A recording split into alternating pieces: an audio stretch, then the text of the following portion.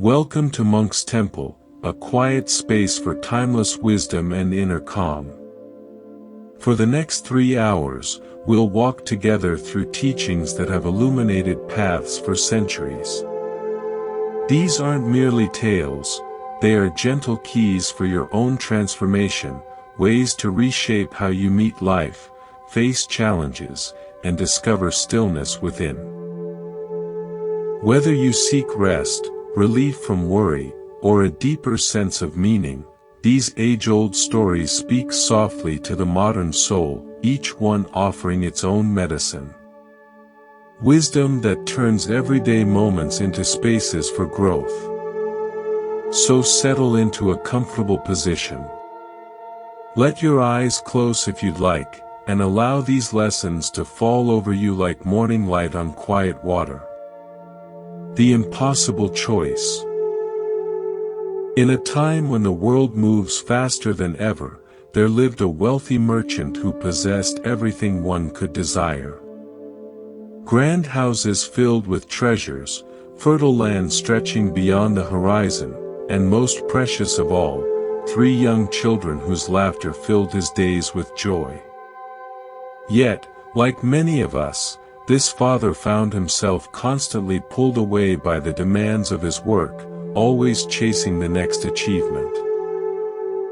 One afternoon, while the merchant was away attending to business matters, disaster struck his home.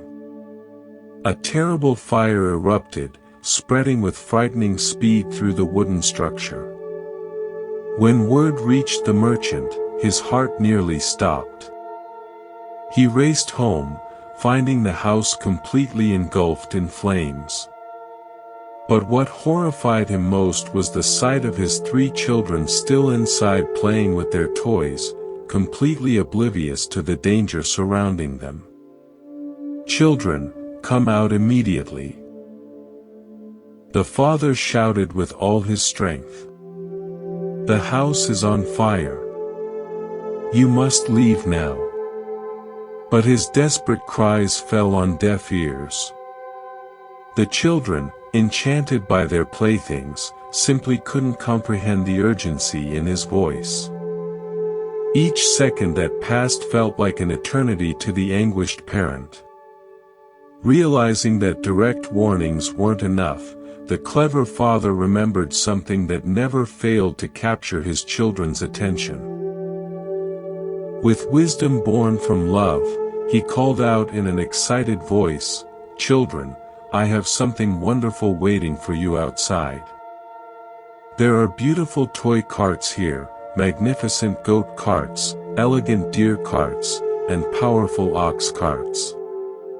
Come quickly and choose whichever one captures your heart." The effect was immediate and magical. The children's eyes lit up with wonder and excitement. They dropped their toys and raced toward the door, their hearts pounding with anticipation rather than fear. In moments, they were safely outside, breathing fresh air and looking around eagerly for the promised treasures. "Father, where are the carts you promised?" the youngest child asked. The merchant smiled, his heart overflowing with gratitude. From behind the house, he brought forth a single cart. But what a cart it was! This wasn't just any ordinary toy. It was crafted from the finest materials, adorned with precious jewels, and decorated with silk that felt like clouds. It was more magnificent than anything he had described, surpassing even their wildest dreams. When the wise teacher shared this parable, he revealed something profound about human nature. The burning house represents our everyday suffering. The stress, anxiety, and endless dissatisfaction that consume our peace. Most of us, like the children, remain unaware of the dangers surrounding us. We become so absorbed in temporary pleasures that we cannot see how our attachments slowly burn away our happiness. Modern neuroscience confirms what was taught. Our brains are wired to seek immediate gratification, often missing long-term consequences. The loving Father represents wise guidance, whether from teachers, books, or our own inner wisdom. Sometimes direct warnings about life's dangers aren't enough to motivate change. So wisdom uses skillful means, meeting us where we are, speaking in ways that resonate with our current understanding. The various carts represent different practices that help us grow. But the magnificent final cart represents something extraordinary.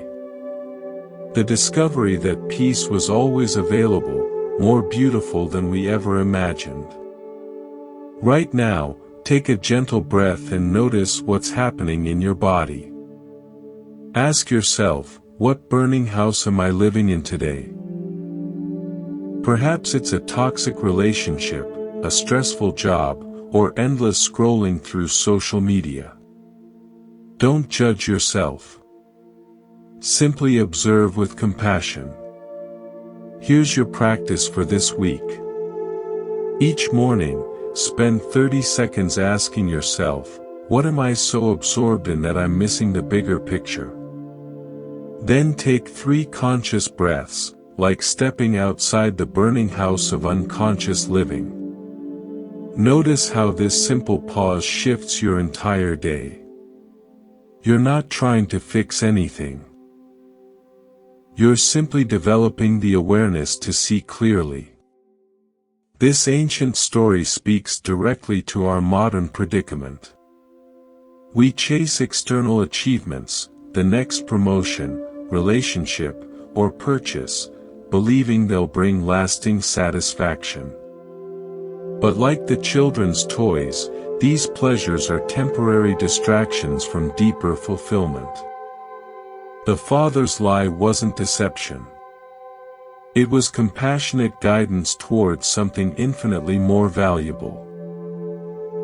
When you feel trapped in cycles of wanting and disappointment, remember the magnificent cart. True contentment isn't found in getting what you think you want, but in discovering the peace that was always available within you.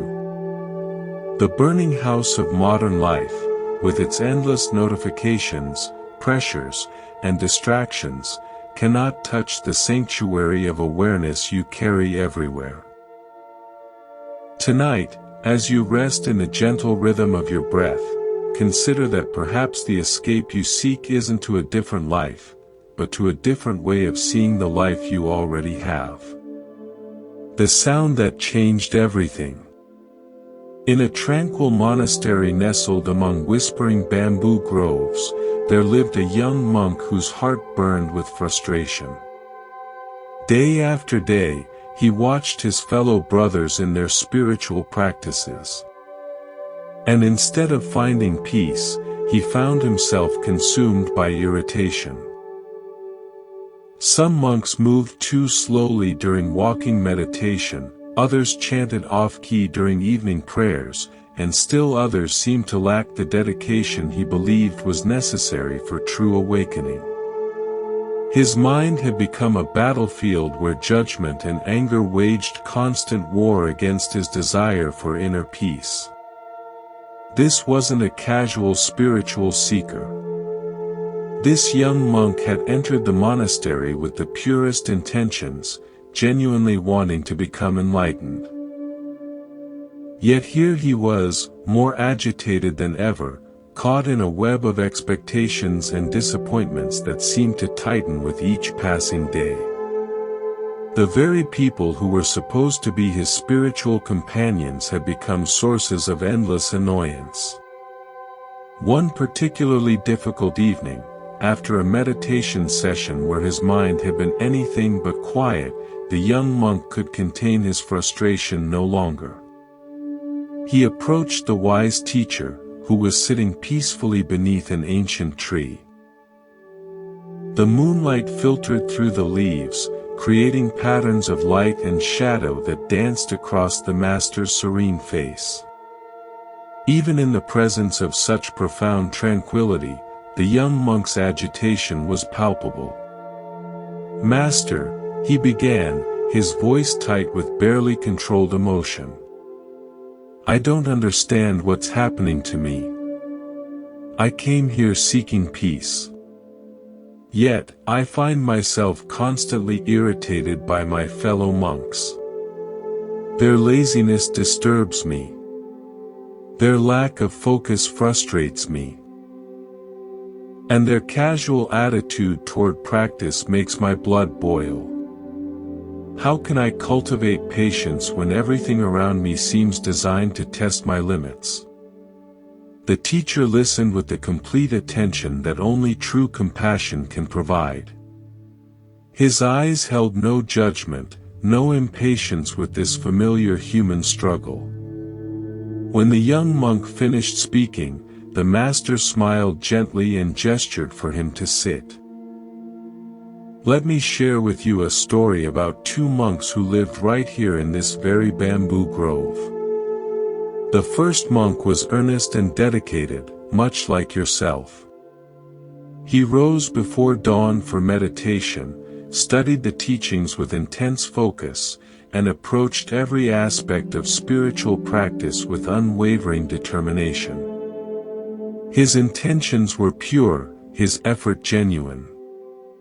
Yet he struggled constantly with frustration toward those who didn't match his level of commitment. The second monk was naturally calm and patient, understanding something profound about the nature of practice that his companion had not yet grasped. One windy evening, a powerful storm swept through the bamboo grove. The wind howled through the trees, causing the bamboo stalks to creak and sway dramatically. The rustling leaves created a constant loud symphony that made traditional meditation seem nearly impossible. For the impatient monk, this was the final straw in what had already been a challenging day. He sat in his meditation posture, but instead of finding stillness, he found only agitation. Every rustle of the bamboo leaves felt like a personal attack on his practice. Every creak of the swaying stalk seemed to mock his efforts to find inner quiet. His jaw clenched, his shoulders tensed, and his mind filled with angry thoughts about how unfair it was that nature itself seemed to conspire against his spiritual progress. Finally, unable to bear it any longer, he stood up in frustration. "This is impossible," he declared to his companion. "How can anyone meditate with all this noise? The wind is too strong, the bamboo too loud. I'm going to find somewhere quieter to practice. This grove has become completely unsuitable for serious meditation."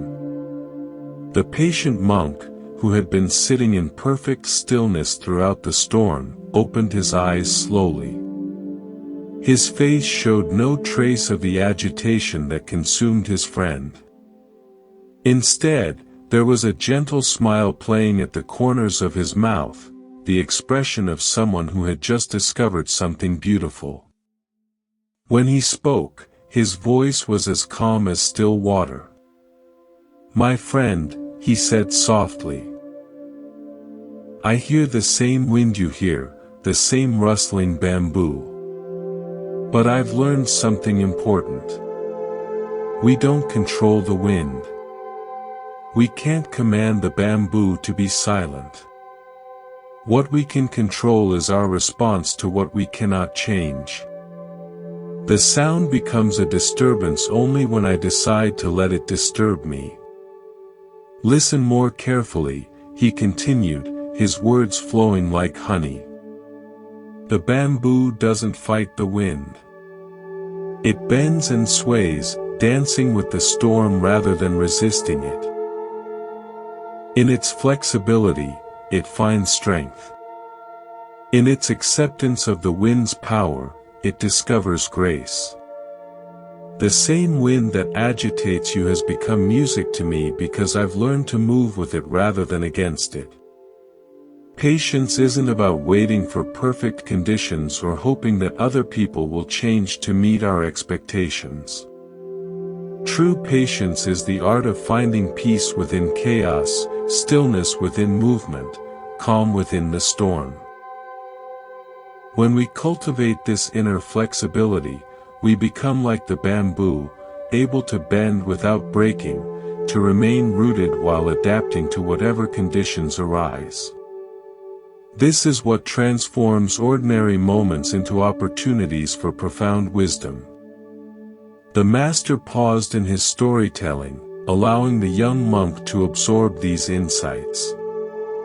The night air was filled with its own gentle sounds, crickets singing, leaves whispering, the distant flow of a stream. These sounds, which might have once seemed like distractions, now felt like part of a larger symphony of existence. Modern neuroscience reveals something fascinating about patience. When we resist what's happening, our stress hormones spike and our prefrontal cortex, the brain's wisdom center, goes offline. But when we practice acceptance, our nervous system naturally calms and we access higher levels of creativity and insight. The bamboo teaches us what researchers now call cognitive flexibility, the ability to adapt our thinking when circumstances change. Right now, as you listen to these words, notice any sounds around you. Perhaps there's traffic outside, someone moving in another room, or the hum of electronics. Instead of trying to block these sounds out, can you welcome them as part of this moment? Feel how this simple shift from resistance to acceptance changes your entire experience. Here's your bamboo practice for the coming week. Each time you feel irritated by someone's behavior, whether it's a slow driver, a chatty coworker, or a family member who doesn't do things your way, pause and ask yourself, how can I bend like bamboo in this moment? Take 3 conscious breaths and imagine yourself swaying with the wind of circumstances rather than fighting against it. Notice how this mental shift transforms both your stress level and your relationships. The young monk felt something profound shift within his heart.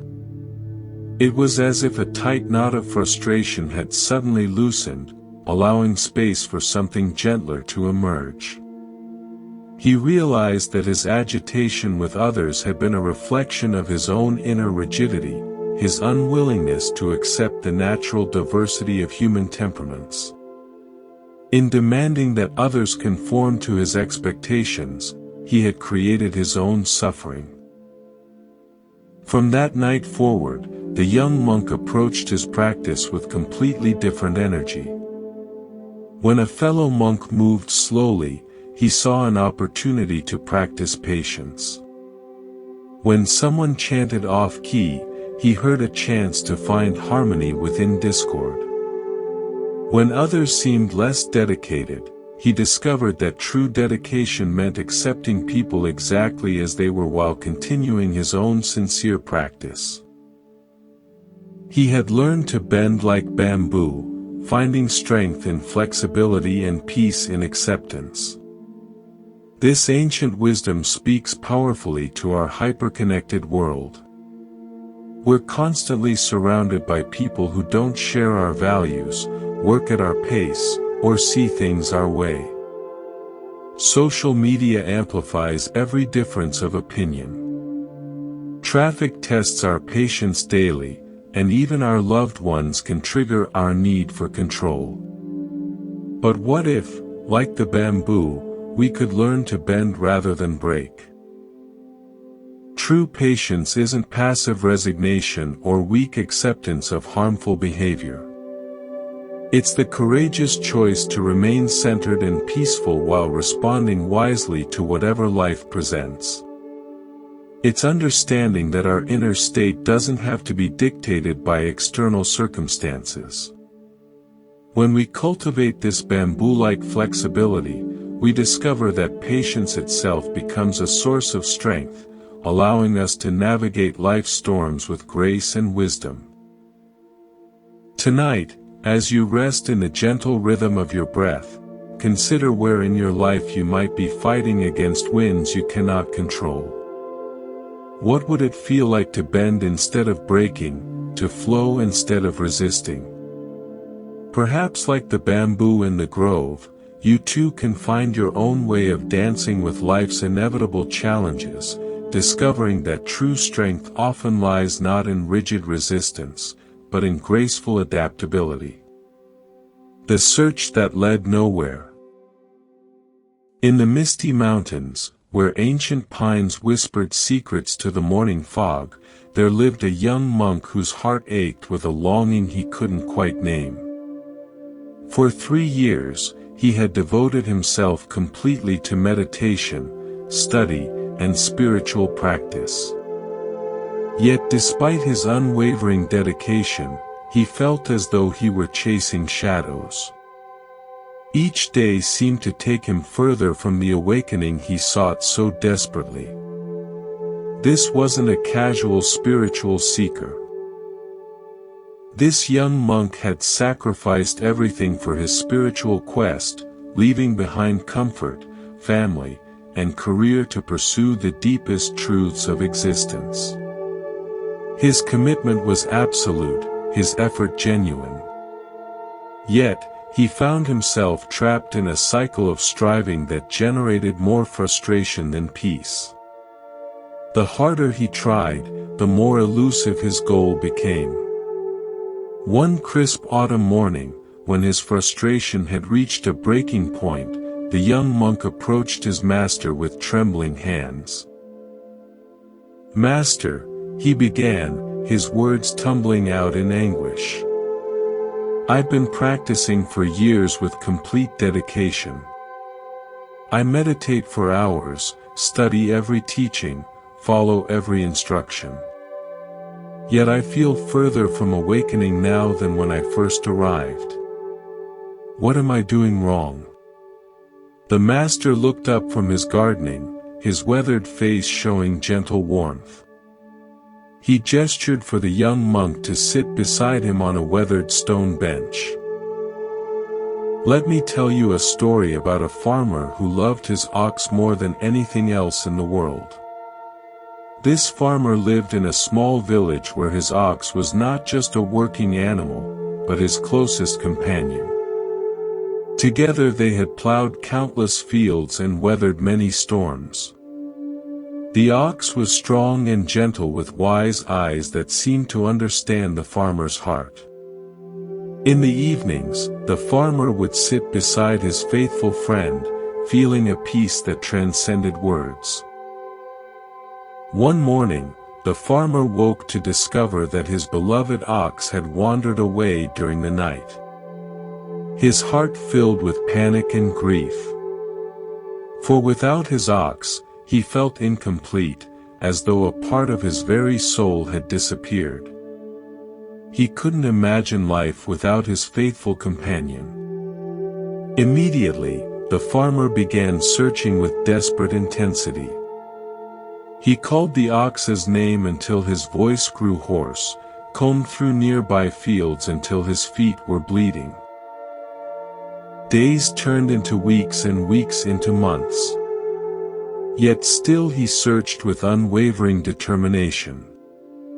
His fields went unplanted. His house fell into disrepair. But nothing mattered except finding what he had lost. One day, after months of fruitless searching, the exhausted farmer discovered fresh tracks at the edge of a dense forest. His heart leaped with joy. Finally, a real clue. These weren't just any tracks, they had the familiar gait he knew so well. With trembling excitement, he began following the trail deeper into the forest. The journey was arduous. The tracks led him through thick underbrush, across rushing streams, and up steep mountainsides. Sometimes the trail was clear. Other times it disappeared, forcing him to search carefully among rocks and fallen leaves. Yet he persevered, driven by certainty that each step brought him closer to his lost companion. Finally, after following the trail for many days, the farmer emerged into a beautiful mountain meadow. There, grazing peacefully in the afternoon sunlight, was his ox. The animal looked up at his approach, and in its gentle eyes, the farmer saw the same wisdom and affection that had always been there. It was as if no time had passed at all. But as he drew closer, something profound began to dawn on him. The ox looked exactly the same as always, strong, gentle, peaceful. It hadn't been lost or suffering during their separation.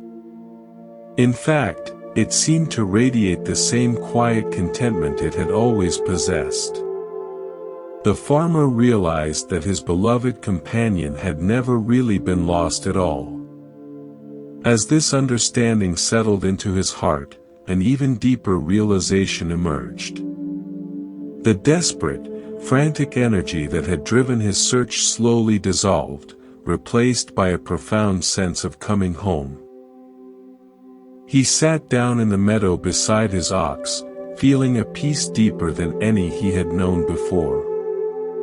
It wasn't just that he had found his lost companion.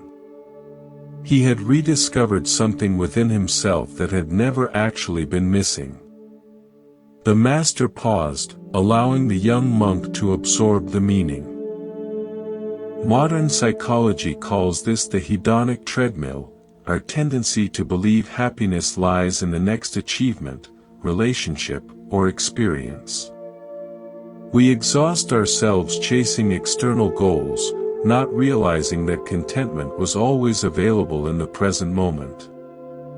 Neuroscientists have discovered that our brains are naturally wired for seeking, but true fulfillment comes from learning to rest in being. This ox represents your true nature, the master continued softly. Your inherent peace, wisdom, and completeness. At the beginning of your spiritual journey, you felt like something precious was missing. So, you began searching with great intensity, following every teaching and practice. But what if nothing was ever actually missing? Right now, take a moment to notice your breathing. You're not making it happen. It's simply occurring naturally. This is what your essential peace is like. Always present, always available, requiring no effort to maintain. The searching mind believes it must achieve something. But awareness itself is already complete. Here's your ox practice for this week. Each morning before you begin any spiritual practice or self-improvement activity, spend 60 seconds simply being present. Don't try to achieve anything or become anyone different. Just rest in the awareness that's reading these words right now. Notice how this simple recognition of what's already here changes your entire approach to the day. The young monk sat in stunned silence as these words penetrated years of spiritual striving. For the first time, he questioned not just his methods, but his fundamental assumption that awakening was something he needed to acquire. What if peace wasn't a destination to reach but his natural state when he stopped fighting against himself? From that day forward, the young monk's practice transformed completely. Instead of trying to achieve some future state, he learned to rest in the awareness that was already present. His meditations became less effortful and more natural, like settling into a familiar embrace. The desperate seeking had been replaced by grateful recognition. This ancient wisdom challenges our achievement-oriented culture. We're conditioned to believe that happiness requires constant improvement, that peace is something we must earn through effort and discipline. But what if the contentment we seek is as natural and available as our own breathing? What if the spiritual path isn't about becoming someone better, but about recognizing the completeness that was never actually lost? Tonight, as you listen to these words, consider that you don't need to become someone different to find peace. You don't need to perfect yourself or achieve some special state. Perhaps the contentment you seek is already here, as natural as your own heartbeat. Like the ox in the meadow, your essential peace has been waiting patiently for you to stop searching long enough to recognize what was never actually lost. The mirror that showed everything. A young monk wandered through life, carrying an invisible burden that grew heavier with each passing day. His mind had become a battleground where anger, jealousy, and pride waged constant war against his desire for inner peace. No matter how many hours he spent in meditation or how fervently he prayed, these unwelcome emotions kept arising like weeds in a carefully tended garden. He felt like a failure, convinced that true monks should be pure and calm, untouched by such disturbing feelings. One morning when his frustration had reached its peak, this troubled seeker approached the teacher with desperation in his voice. "Master," he confessed, his words heavy with shame. "I find myself constantly distracted by anger, jealousy, and pride. No matter how hard I try to be pure and calm, these emotions keep arising. Why can't I escape from these feelings that seem to poison everything I touch?" The teacher listened with the complete attention that only true compassion can provide. Without saying a word, he gestured for the monk to follow him. They walked together through ancient forests where sunlight filtered through emerald leaves, creating patterns of light and shadow that danced with each gentle breeze. The silence between them was not uncomfortable, but filled with the promise of understanding. Eventually, they reached a crystal-clear mountain pool where the water was so still it looked like polished glass. The teacher instructed the troubled monk to sit by the water's edge, his voice gentle but purposeful. "Look into the water," the teacher said simply. "Tell me what you see." The monk leaned over the pristine surface and immediately saw his own reflection staring back at him. Every detail was perfectly clear, his worried expression, the tension in his shoulders, even the doubt that clouded his eyes. "I see myself, Master," he replied, though he wondered what significance this simple observation could possibly hold. "Good," the teacher said with a knowing smile. "Now reach into the water and stir it with your hand. Move it vigorously as if you're trying to chase away what you see there." The monk did as instructed, plunging his hand into the cool water and swirling it with increasing intensity. The previously mirror-like surface erupted into chaos. Ripples spread in every direction. The water became cloudy with disturbed sediment, and his reflection completely disappeared. Where once there had been clarity, now there was only turbulent confusion. The harder he stirred, the more distorted everything became. "What do you see now?" the teacher asked, his voice carrying a depth of understanding that seemed to penetrate the monk's very soul. "I see nothing clearly," the monk replied, frustrated by the obvious futility of his efforts. My reflection is gone because the water is too disturbed. Everything is cloudy and chaotic. The more I try to change what I see, the worse it becomes." The teacher nodded with gentle approval. "Now remove your hand and simply wait," he instructed. "Do nothing but observe what happens naturally." The monk withdrew his hand and sat in stillness, watching the water with growing fascination. Gradually, almost imperceptibly at first, the violent ripples began to subside.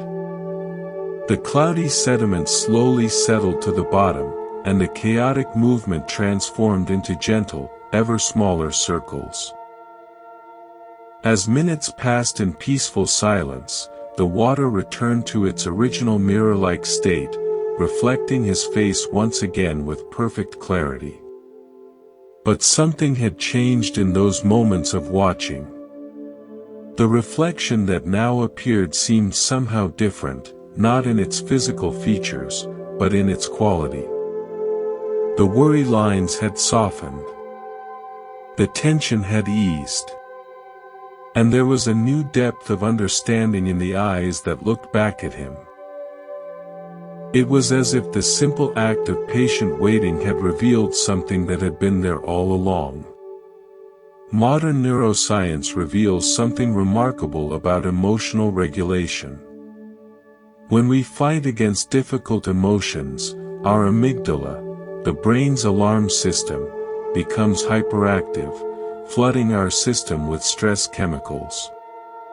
But when we practice what researchers call mindful observation, our prefrontal cortex naturally calms the emotional storm. It's like allowing muddy water to settle. The clarity was always there, hidden beneath the turbulence. The mind is exactly like this pool of water, the teacher explained with infinite gentleness. When it is calm and still, it reflects reality with perfect clarity. You can see yourself and your circumstances as they truly are without distortion or confusion. But when it becomes disturbed by emotions like anger, jealousy, or pride, it becomes cloudy and chaotic, making it impossible to see anything clearly. Right now, as you listen to these words, notice what emotions might be present in your awareness. Perhaps there's frustration about something that happened today, worry about tomorrow, or judgment about yourself. Instead of trying to push these feelings away, can you simply observe them like ripples on the surface of a pond? Notice how this gentle attention without trying to fix or change anything naturally allows the turbulence to begin settling. Here's your mirror practice for this week. When you notice strong emotions arising, anger at a difficult person, jealousy over someone's success, or pride about your achievements, imagine you're looking into that mountain pool. Ask yourself, am I stirring the water right now, or am I allowing it to settle? Then take 3 slow breaths, giving the emotion space to exist without resistance. Watch how this simple shift from fighting to observing transforms your entire emotional experience. True wisdom comes from learning a different approach entirely, the teacher continued. Instead of fighting against your emotions, observe them with patience and compassion. Watch them arise without judgment, exist without resistance, and pass away without attachment. Like ripples in water, all emotions are temporary by nature. They will settle naturally if you simply allow them the space to do so. The young monk felt a profound shift occurring within his understanding. For years, he had been at war with his own mind, trying to force away any emotion that didn't match his ideal of spiritual purity. But now he began to see that this very struggle had been the source of his suffering.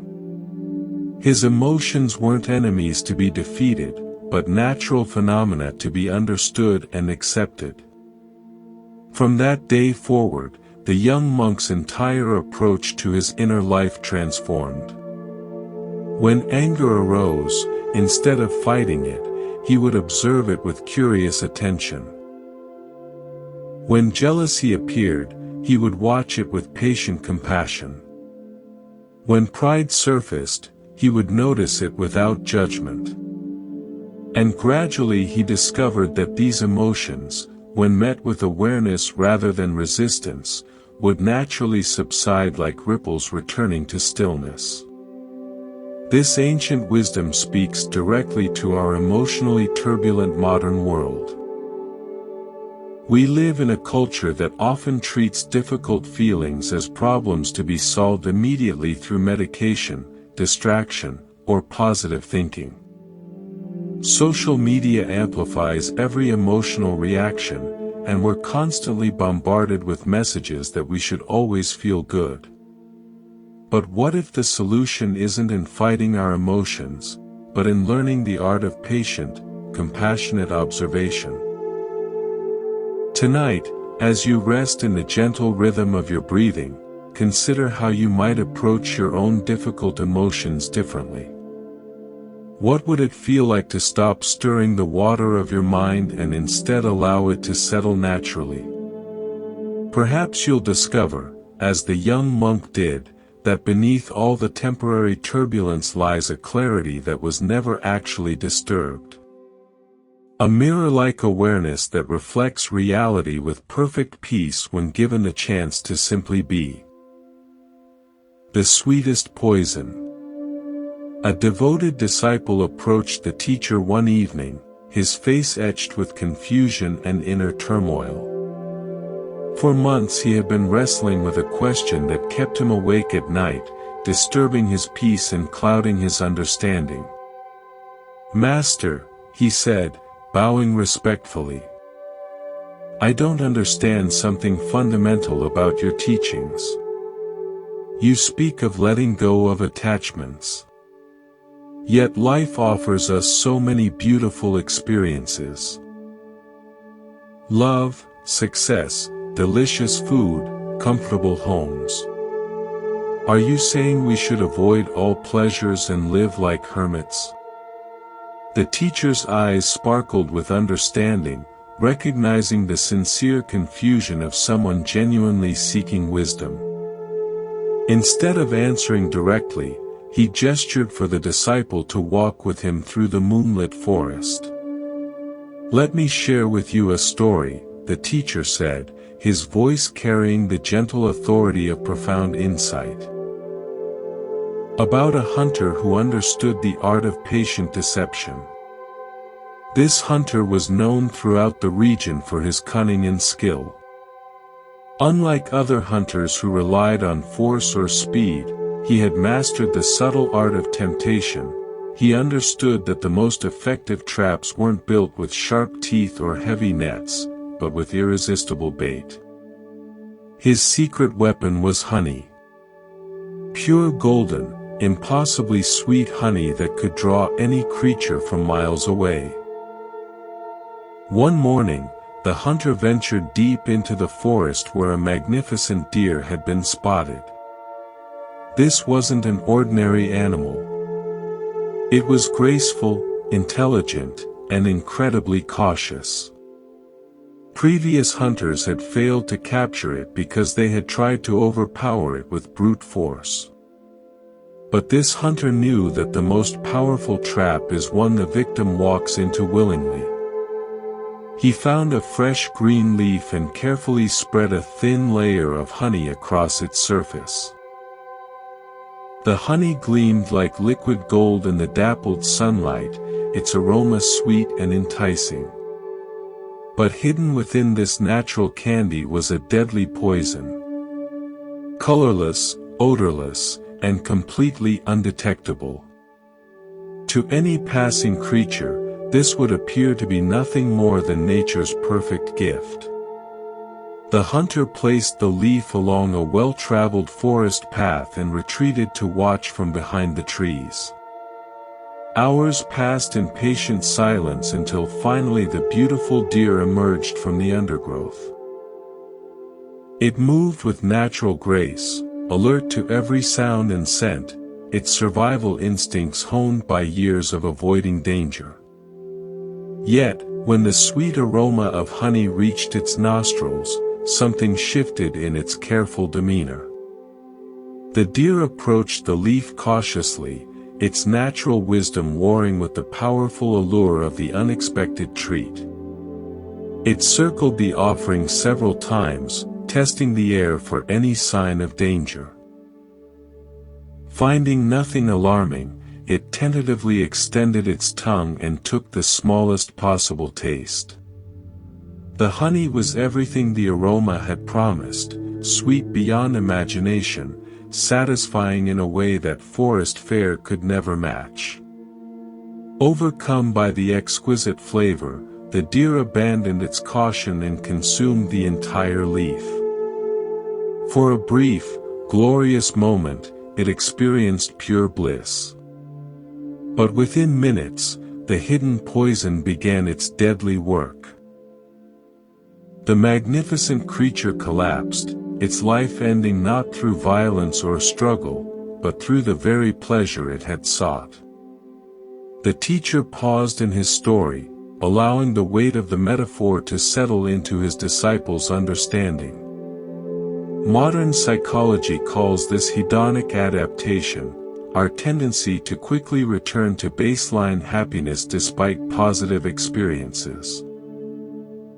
Neuroscience reveals that pleasure-seeking actually rewires our brains, requiring ever-increasing stimulation to achieve the same satisfaction. What begins as innocent enjoyment can gradually become a prison of endless craving. This honey represents the pleasures of the world, the teacher explained gently. They appear sweet and satisfying, promising happiness and fulfillment. Many of these experiences are genuinely beautiful. There's nothing inherently wrong with love, success, or comfort. But hidden within attachment to these pleasures is a subtle poison that slowly destroys our peace. Right now, think of something you really enjoy. Perhaps your morning coffee, checking social media, or buying something new. Notice how the anticipation feels almost better than the actual experience. Then observe what happens after the pleasure fades. Do you feel satisfied, or do you immediately begin craving the next hit of that same pleasure? Here's your honey practice for this week. When you're about to indulge in something pleasurable, whether it's food, entertainment, shopping, or even compliments from others, pause and ask yourself, am I enjoying this mindfully, or am I seeking it compulsively? Then engage with the experience fully present, but without attachment to having it continue or repeat.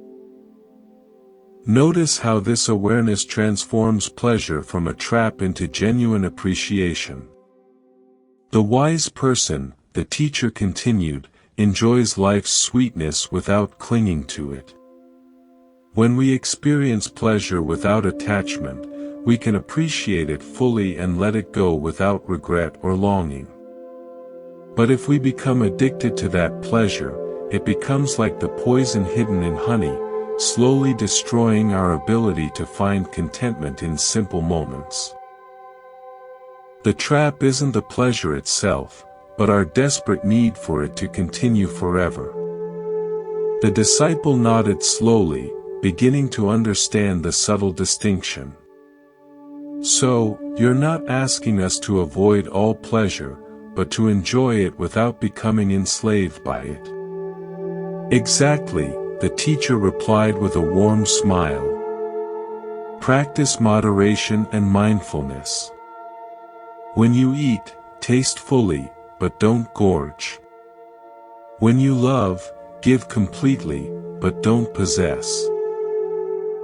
When you succeed, celebrate genuinely, but don't let it define you.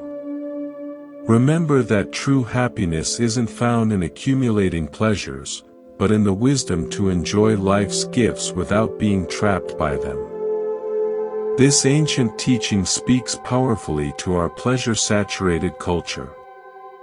We're surrounded by increasingly sophisticated forms of honey, social media designed to be addictive, consumer goods promising happiness, entertainment that demands our constant attention. Each offers genuine pleasure, but hidden within is the poison of endless craving. We find ourselves needing more likes, more purchases, more stimulation just to feel normal. The path forward isn't to reject all pleasure and live in deprivation. Instead, it's learning to engage with life's sweetness while maintaining our inner freedom. When we practice mindful enjoyment, we discover that even simple pleasures, a moment of silence, a deep breath, genuine human connection, can provide more lasting satisfaction than any external indulgence. We become like the wise deer that can appreciate the forest's natural sweetness without falling victim to artificial temptations. Tonight, as you settle into rest, consider what forms of honey might be affecting your peace. Notice without judgment where you might be seeking happiness in external pleasures rather than cultivating it from within. Perhaps you'll discover that true contentment comes not from avoiding life's sweetness, but from learning to taste it fully without being poisoned by attachment. In this balance between enjoyment and freedom, you'll find a peace that no external pleasure could ever provide. The fast that starved the soul. In a remote mountain monastery, there lived a monk whose dedication to spiritual practice had become legendary among his brothers. Day after day, he pushed his body to its absolute limits. Believing that the path to awakening lay through the complete denial of all physical needs, he ate only the smallest portions of food, slept on the hardest surfaces, and subjected himself to increasingly severe deprivations. Other monks admired his discipline. Yet, something profound was missing from his practice. This monk's fasting had become extreme beyond all reason. He would go for days consuming nothing but water, his body growing thinner and weaker with each passing week. His skin stretched tight over protruding bones. His eyes sank deep into their sockets, and his movements became slow and labored. Yet he remained convinced that by punishing his flesh, he was purifying his spirit and drawing closer to the divine. One scorching afternoon, as the monk sat in meditation near the monastery entrance, a young village boy passed by carrying a bundle of food for his family. The child noticed the monk's frighteningly gaunt appearance and stopped, his innocent eyes filled with genuine concern. "Sir," the boy asked, with the directness that only children possess, "why are you so thin and tired? Have you not eaten?" The contrast between the child's healthy glow and the monk's skeletal frame was startling. The monk looked down at the boy with hollow eyes that held both pride and exhaustion. "I am fasting to free myself from worldly desires," he replied in a voice barely above a whisper. "Food is a source of attachment, and by abstaining from it, I hope to reach awakening. The body's needs distract us from spiritual truth, so I deny them completely." The young boy's face showed confusion mixed with compassion. He looked down at the simple meal he carried, nothing elaborate, just rice and vegetables his mother had prepared with love. Without hesitation, this child made a decision that would change everything. "Please have some of this," he offered, extending a portion of his family's food toward the starving monk. It may not be much, but it will give you strength." The monk was stunned by this unexpected act of kindness. His rigid mind, so focused on self-denial, struggled to process this simple gesture of human compassion. Here was a child, untrained in spiritual practices, offering freely what the monk had been denying himself for months. Something in the boy's earnest eyes melted a barrier the monk hadn't even known he'd built around his heart. After a long moment of internal struggle, the monk accepted a small portion of the offered food. As he chewed slowly, savoring not just the nourishment, but the love with which it had been given, he felt something he hadn't experienced in months. It wasn't just physical energy returning to his depleted body. It was a warmth in his heart, a reconnection to the human family he had isolated himself from. Tears began to flow down his sunken cheeks as he realized what he had been missing. Modern research reveals something crucial about extreme self-deprivation. When we deny basic needs, our brains enter survival mode, actually making us less capable of empathy, creativity, and spiritual insight. Studies show that moderate self-care enhances our ability to serve others, while extreme asceticism often leads to spiritual pride and isolation. The middle way between indulgence and deprivation creates the optimal conditions for both physical health and spiritual growth. That evening, the monk sought out the teacher to share his profound realization. "Master," he said, his voice stronger now after accepting nourishment, "I thought I was advancing spiritually by denying my body completely. But today, a child showed me something I had forgotten. The importance of compassion, both for others and for myself.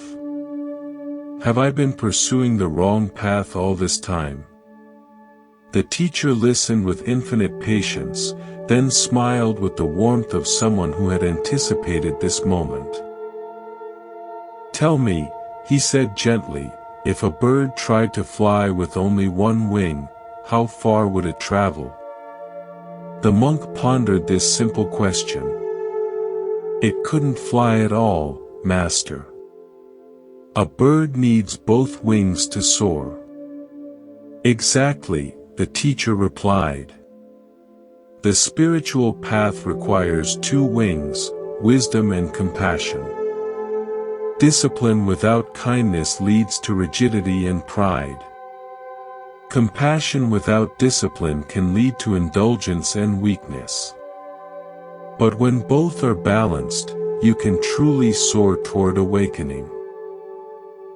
Right now, consider your own relationship with self-care. Are you pushing yourself too hard in some area, believing that suffering equals progress? Or perhaps you're being too lenient, avoiding necessary growth challenges. Notice how either extreme, harsh self-punishment or complete indulgence, actually impedes genuine transformation. Here's your balance practice for this week. Each day, ask yourself, am I treating myself with the same kindness I would show a dear friend? When you notice harsh self-criticism or extreme self-denial, pause and consider what genuine self-compassion would look like. This might mean eating when hungry, resting when tired, or speaking to yourself with gentleness.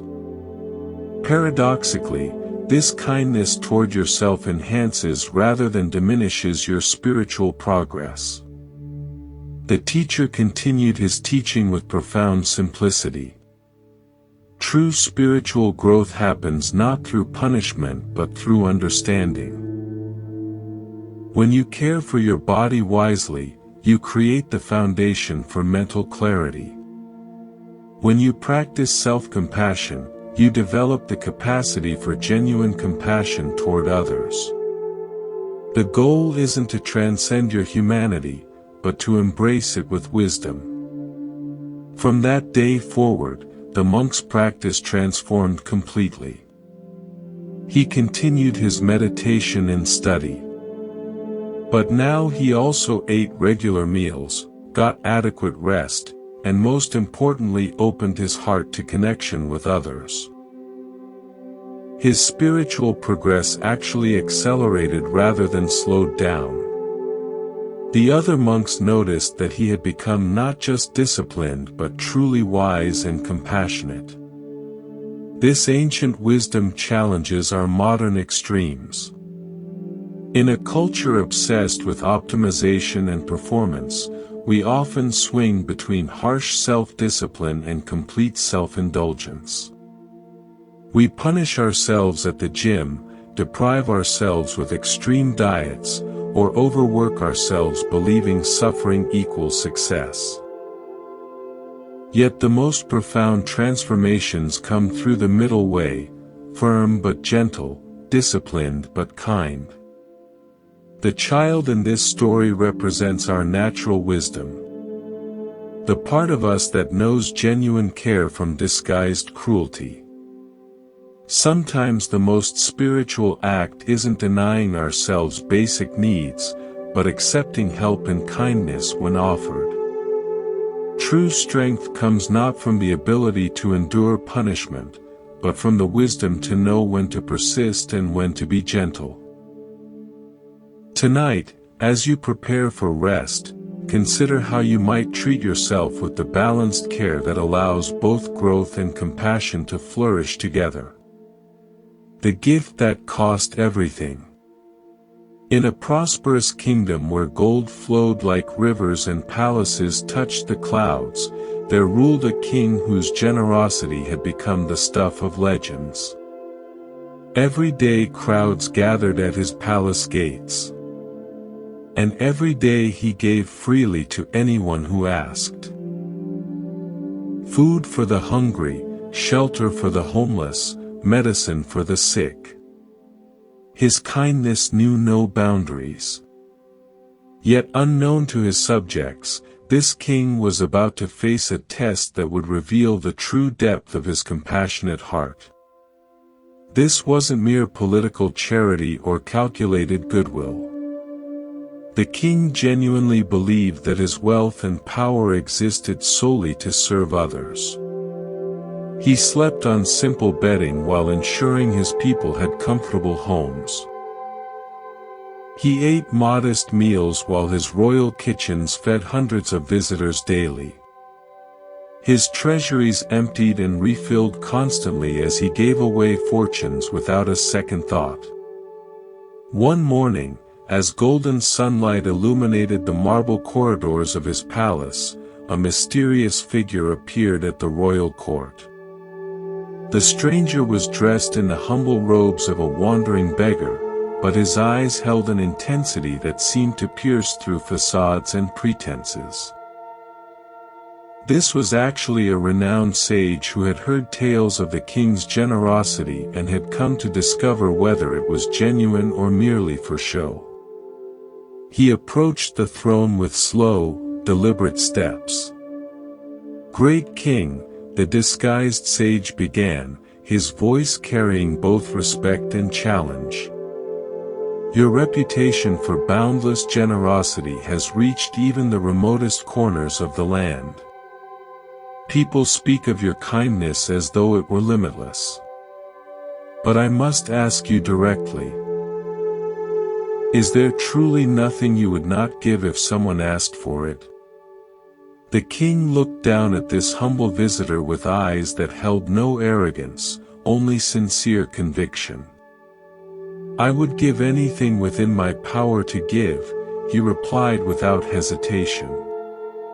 "I hold nothing back if it serves the greater good. My wealth, my kingdom, even my comfort, all of it exists to help others. What is a king if not a servant of his people?" The sage's eyes narrowed slightly as he prepared to test the very foundations of this claim. "Your words are beautiful, noble king," he said slowly. "But words are easy when they cost nothing. If your generosity is truly boundless, then prove it. I ask for your most precious possession, your life itself. Will you give that to me?" A profound silence fell over the royal court. Courtiers gasped, guards tensed, and advisors exchanged worried glances. This was no longer a simple request for charity. This was a demand that challenged the very nature of existence. Yet the king's response came without a moment's hesitation, his voice steady and clear. "If my death would serve a greater purpose and help others, then yes, I would gladly surrender my life," the king declared. "What value does my existence have if it cannot benefit those who need help? I am no more valuable than any of my subjects. If giving my life would somehow serve the greater good, then it is yours to take." Modern psychology reveals something fascinating about extreme altruism. Studies show that people who are willing to sacrifice for others actually experience greater life satisfaction and mental health. This phenomenon, called helper's high, occurs because acts of selfless giving activate the same brain regions associated with receiving rewards. True generosity creates a positive feedback loop that enhances rather than diminishes our own well-being. The sage was astounded by the king's unwavering sincerity. This wasn't bravado or political posturing. It was the genuine response of someone who had transcended the normal boundaries of self-interest. But he pressed further, needing to test whether this was momentary courage or deep conviction. "Then prove your words with action," the sage demanded. "Prepare yourself for death right now." Without flinching, the king rose from his throne and called for a ceremonial blade. As word spread through the palace, his subjects came running, tears streaming down their faces. "Please, your majesty," they pleaded. "Don't leave us. We need your guidance, your protection, your wisdom. How can you abandon those who depend on you?" The king looked upon his weeping people with infinite tenderness. "My dear friends," he said, his voice carrying both strength and compassion, "I have lived my entire life in service to you. If my death is now requested and could serve some greater purpose, then it is my honor to give it. True love sometimes requires the ultimate sacrifice. Right now, consider what you hold most precious in your life. Perhaps it's your reputation, your relationships, your dreams, or simply your sense of security. What would it feel like to hold these treasures lightly, willing to release them if it would truly serve others? This doesn't mean being reckless with your life, but examining how attachment to our possessions and identity can limit our capacity for genuine love. Here's your generosity practice for this week. Each day, identify one thing you're holding too tightly. Perhaps your need to be right, your desire for recognition, or your attachment to a particular outcome. Practice releasing your grip on this attachment, even just slightly. Notice how this letting go doesn't diminish you, but actually creates more space for joy and connection. True generosity begins with loosening our desperate grasp on what we think we need to be happy. As the king prepared for what he believed would be his final moments, something extraordinary happened. The beggar threw off his disguise, revealing himself as the sage he truly was. His face shone with admiration and deep respect. "Noble king," he declared, "I do not want your life. I wanted only to witness whether your generosity was authentic or performed for others to see. You have shown me the rarest quality in human existence, a heart truly free from selfish attachment." The sage continued, his voice filled with wonder. "Most people give only what they can afford to lose. You were prepared to give what you could not afford to lose. This is the difference between charity and true compassion. Your willingness to sacrifice everything shows that you understand the deepest truth. We find our greatest fulfillment not in holding on to life but in offering it freely for the benefit of others." This ancient story challenges our modern understanding of self-care and personal boundaries. We're often told to put ourselves first. Yet, the deepest satisfaction comes from moments when we transcend narrow self-interest. The king's willingness to give everything wasn't self-destructive. It was the natural expression of a heart that had discovered its connection to all life. When we truly understand that our well-being and others' well-being are inseparable, generosity becomes not a burden but a joy. Tonight, as you reflect on this tale of ultimate generosity, consider how you might live with greater openness and less attachment. What would change in your daily life if you truly believed that giving enhances rather than diminishes your own happiness? Perhaps you'll discover that the path to genuine fulfillment lies not in accumulating and protecting, but in sharing freely the gifts you've been given. The tree that taught time. Deep in the mountains where mist danced between ancient peaks, a young monk arrived at his monastery burning with impatience. His heart raced with spiritual ambition. His mind churned with questions about awakening, and his entire being vibrated with the urgent need to achieve something profound. He had read every sacred text, memorized countless teachings, and practiced meditation with fierce intensity. Yet despite all his efforts, the peace he sought remained frustratingly elusive. Every morning, this eager seeker would approach his master with the same desperate question. "When will I reach awakening?" He would ask, his voice tight with barely contained frustration. "I've been practicing for months now with complete dedication. I follow every instruction, attend every teaching session, meditate for hours each day. Why do I still feel so far from understanding?" The wise old abbot watched this young monk struggle with patient understanding. He had seen countless seekers arrive with similar urgency, demanding immediate results from the spiritual path. The modern world had trained them to expect instant gratification, fast food, quick fixes, rapid transformations. But wisdom, the abbot knew, followed an entirely different timeline.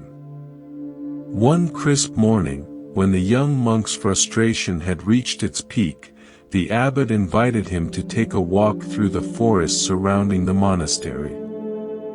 They walked in contemplative silence until they reached a massive oak tree that stood like a cathedral pillar against the sky.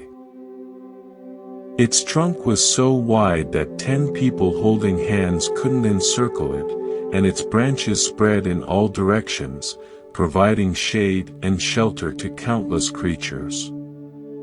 The tree radiated an aura of profound stability and peace. "Do you see this magnificent tree?" the abbot asked, placing his weathered hand against the deeply grooved bark. "Tell me, How long do you think it took to grow to this size and strength?" The young monk studied the enormous oak, taking in its impressive height and breadth. "I suppose it must have taken many decades, perhaps even a century or more," he replied, though he couldn't understand what this had to do with his spiritual question.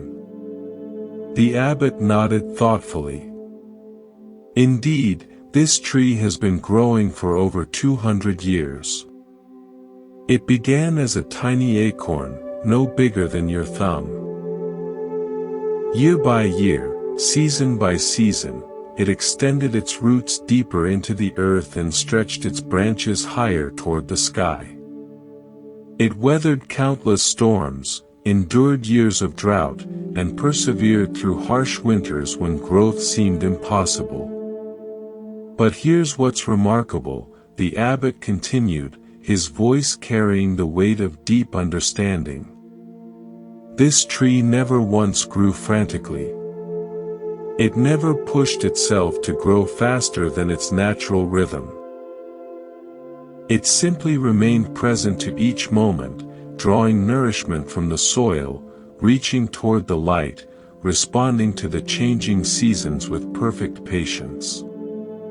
Its strength comes precisely from this unhurried, steady growth." Modern neuroscience reveals something profound about how lasting change occurs in our brains. Neural pathways that support deep transformation require time to develop and strengthen. Rushing the process actually impedes progress, while patient consistency allows new patterns of thinking and being to become permanently established. Like the tree's growth rings, wisdom develops layer by layer, each experience adding depth and resilience to our understanding. The abbot gestured for the young monk to sit beneath the tree's vast canopy. "Your spiritual journey is exactly like this tree's growth," he explained gently. "Awakening cannot be forced or hurried. It unfolds naturally when we provide the right conditions, regular practice, patient persistence, and acceptance of our current stage of development. The more you grasp after quick results, the more you disturb the natural process of awakening. Right now, notice your own relationship with time and growth. Are you pushing yourself impatiently towards some goal, believing that urgency will accelerate your progress? Take a deep breath and feel yourself settling into this present moment. Like the tree, you're growing even when you can't see immediate evidence of change. Here's your tree practice for this week. Each morning, spend 2 minutes simply being present without trying to achieve anything. Imagine yourself as a tree, drawing nourishment from this moment while remaining open to natural growth. When impatience arises, remind yourself that the most powerful transformations happen gradually below the surface of consciousness. Trust that consistent presence creates the perfect conditions for wisdom to emerge naturally. The tree teaches us about the power of patient presence, the abbot continued, running his fingers along the textured bark. See how deeply its roots extend into the earth. These roots weren't established overnight. They grew slowly, steadily, finding nourishment and stability in the depths. Similarly, your spiritual roots need time to develop. Each day of practice, each moment of mindfulness, each small act of compassion strengthens these invisible foundations. The young monk sat quietly, feeling something shift in his understanding. For the first time in months, the urgent pressure in his chest began to ease. He realized that his impatience had been like trying to force a flower to bloom by pulling on its petals. True growth required patience, trust, and acceptance of natural timing. "But how will I know if I'm making progress?" the young monk asked, his voice now softer and more curious than demanding. The abbot smiled warmly. "The tree doesn't measure its daily growth, yet it never stops growing. Progress in spiritual practice is often invisible from day to day, but clearly evident when viewed over longer periods. Focus not on reaching some future state but on fully inhabiting each moment of practice. Like the tree, find joy in the process itself rather than fixating on distant goals." From that day forward, the young monk's entire approach to spiritual practice transformed. He continued his meditation and study, but now with the patient persistence of a tree reaching toward light. He stopped demanding immediate awakening and began appreciating the subtle beauty of gradual understanding. Paradoxically, this release of urgency allowed his practice to deepen more quickly than ever before. This ancient wisdom speaks directly to our achievement-obsessed culture. We live in a world of instant everything, fast internet, rapid delivery, quick fixes for complex problems. Yet, the most meaningful transformations in life follow natural rhythms that cannot be rushed. Whether we're developing relationships, building skills, or growing in wisdom, patience with the process often proves more valuable than intensity of effort. Tonight, as you settle into rest, imagine yourself growing like that mighty oak. Feel your roots extending deeper into wisdom, your branches reaching higher toward understanding.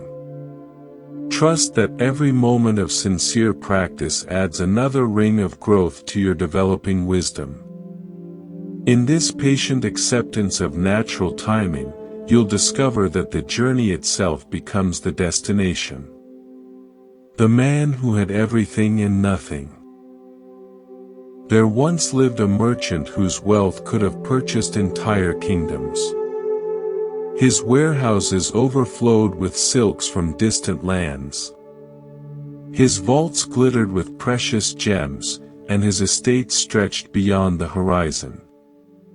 Servants attended to his every need, and nobles competed for invitations to his lavish banquets. Yet, despite possessing everything the world considered valuable, this man carried within his chest a hollow ache that no amount of gold could fill. Each morning, the merchant would wake in his silk-draped chamber and feel the familiar emptiness gnawing at his soul. He would walk through rooms filled with priceless artifacts, past gardens where exotic flowers bloomed in perfect rows, and still feel as though something essential was missing. Even his meals, prepared by the finest chefs, tasted like ash in his mouth. His entertainment, provided by the most talented performers, felt hollow and meaningless. The wealthy man had heard whispers about a wise teacher who possessed an extraordinary understanding of life's mysteries. People spoke of this master's ability to help others find genuine peace and happiness. Desperate for answers, the merchant decided to seek out this teacher, hoping that perhaps spiritual wisdom could provide what material abundance had failed to deliver. He prepared for the journey with his usual extravagance, loading a caravan with gifts and provisions. When the merchant finally found the teacher, he was surprised by what he encountered. The master sat peacefully beneath a simple tree, wearing humble robes and possessing nothing but a wooden bowl and a few worn texts. Yet, there was something in the teacher's presence that the merchant's wealth had never provided, a deep contentment that seemed to radiate from within. This poor man possessed a richness that all the merchant's treasures couldn't match. "Revered teacher," the merchant began, bowing respectfully despite his higher social status. I have everything a person could wish for. Wealth beyond measure, status, luxury, and comfort. Yet I feel an emptiness that grows stronger each day. I've tried to fill this void with more possessions, grander experiences, and greater achievements. Nothing works. Can you help me understand why I remain so deeply unsatisfied? The teacher listened with complete attention, his eyes reflecting a compassion that seemed to see directly into the merchant's heart. I can indeed help you, the teacher replied with a gentle smile. But first, I must grant you 3 special wishes. These are not ordinary wishes. They carry the power to transform your understanding completely. Think carefully before you speak, for each wish will teach you something profound about the nature of happiness. The merchant's eyes lit up with excitement. Here was exactly what he'd been seeking, magical solutions to his persistent problems. He pondered for several moments, then made his first wish with complete confidence. I wish to be free from all my worries and troubles, he declared. Surely without these burdens, I will finally find peace. The teacher closed his eyes in silent meditation, then nodded solemnly. Your wish is granted, he said softly. Return home and observe your mind carefully over the coming days. The merchant hurried back to his estate, filled with anticipation. But as days passed, he noticed something puzzling. His mind continued producing the same worried thoughts about business deals, family relationships, and future security. The familiar anxieties still arose whenever he faced challenges or uncertainties. Frustrated and confused, he returned to the teacher. The wish didn't work, the merchant complained. I still worry about everything. My investments, my reputation, my health. Nothing has changed. Modern neuroscience explains what the merchant was experiencing. Our brains are evolutionarily wired to anticipate problems and seek security. Worry isn't an external force that can be magically removed. It's a natural function of human consciousness. True freedom from worry comes not through elimination but through changing our relationship with uncertain thoughts. The teacher smiled knowingly. Worries don't disappear simply because we wish them away. They arise from our attachment to controlling outcomes we cannot control. Real peace comes from understanding that uncertainty is life's natural state and learning to rest comfortably within that uncertainty. Feeling somewhat foolish but still hopeful, the merchant made his second wish. Then I wish to be free of all my desires. If wanting things makes me restless, I'll eliminate wanting altogether. Again the teacher granted the wish through silent meditation. The merchant returned home determined to suppress all desires. But he quickly discovered that wanting arose as naturally as breathing. He still desired good food when hungry, comfort when tired, and success in his endeavors. Fighting against these natural impulses only created more internal conflict. Back at the teacher's tree, feeling more frustrated than ever, the merchant demanded an explanation. Why do these wishes fail to work? Desires, like worries, are part of human nature, the teacher explained patiently. Trying to eliminate them by force is like trying to stop a river from flowing. Wisdom lies not in destroying desire, but in understanding its impermanent nature and not being enslaved by it. The merchant sat quietly, beginning to sense a pattern in these failures. Something deeper was being revealed about the nature of his seeking. For his final wish, he chose carefully. "I wish to understand myself," he said with new humility. "I want to see clearly why I remain restless despite having everything I thought I wanted." The teacher's eyes sparkled with approval. "Now you have made a truly wise wish," he said warmly. Through patient teaching and guided reflection, the teacher helped the merchant recognize a profound truth. His emptiness didn't stem from lacking external things, but from not understanding his own nature. He had been trying to fill an inner void with outer acquisitions, like attempting to quench thirst by collecting beautiful cups instead of drinking water. Here's your understanding practice. Notice when you feel that familiar sense of something missing. Instead of immediately seeking external solutions, pause and ask, what am I really looking for beneath this wanting? Often we'll discover we're seeking feelings, security, love, purpose, peace, that no possession can provide. These treasures are already available within our own awareness. The merchant's transformation wasn't about acquiring new insights, but recognizing what had always been present. His wealth remained the same, his circumstances unchanged, but his relationship to them shifted completely. He discovered that contentment wasn't a goal to achieve, but his natural state when he stopped constantly reaching for something else. Returning to his estate, the merchant found that his possessions now felt like tools rather than sources of identity. Food satisfied hunger without promising eternal happiness.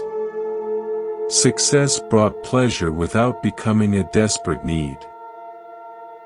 The hollow ache had been filled not by adding something new, but by recognizing the completeness that was always already there. What strikes you most about this merchant's journey?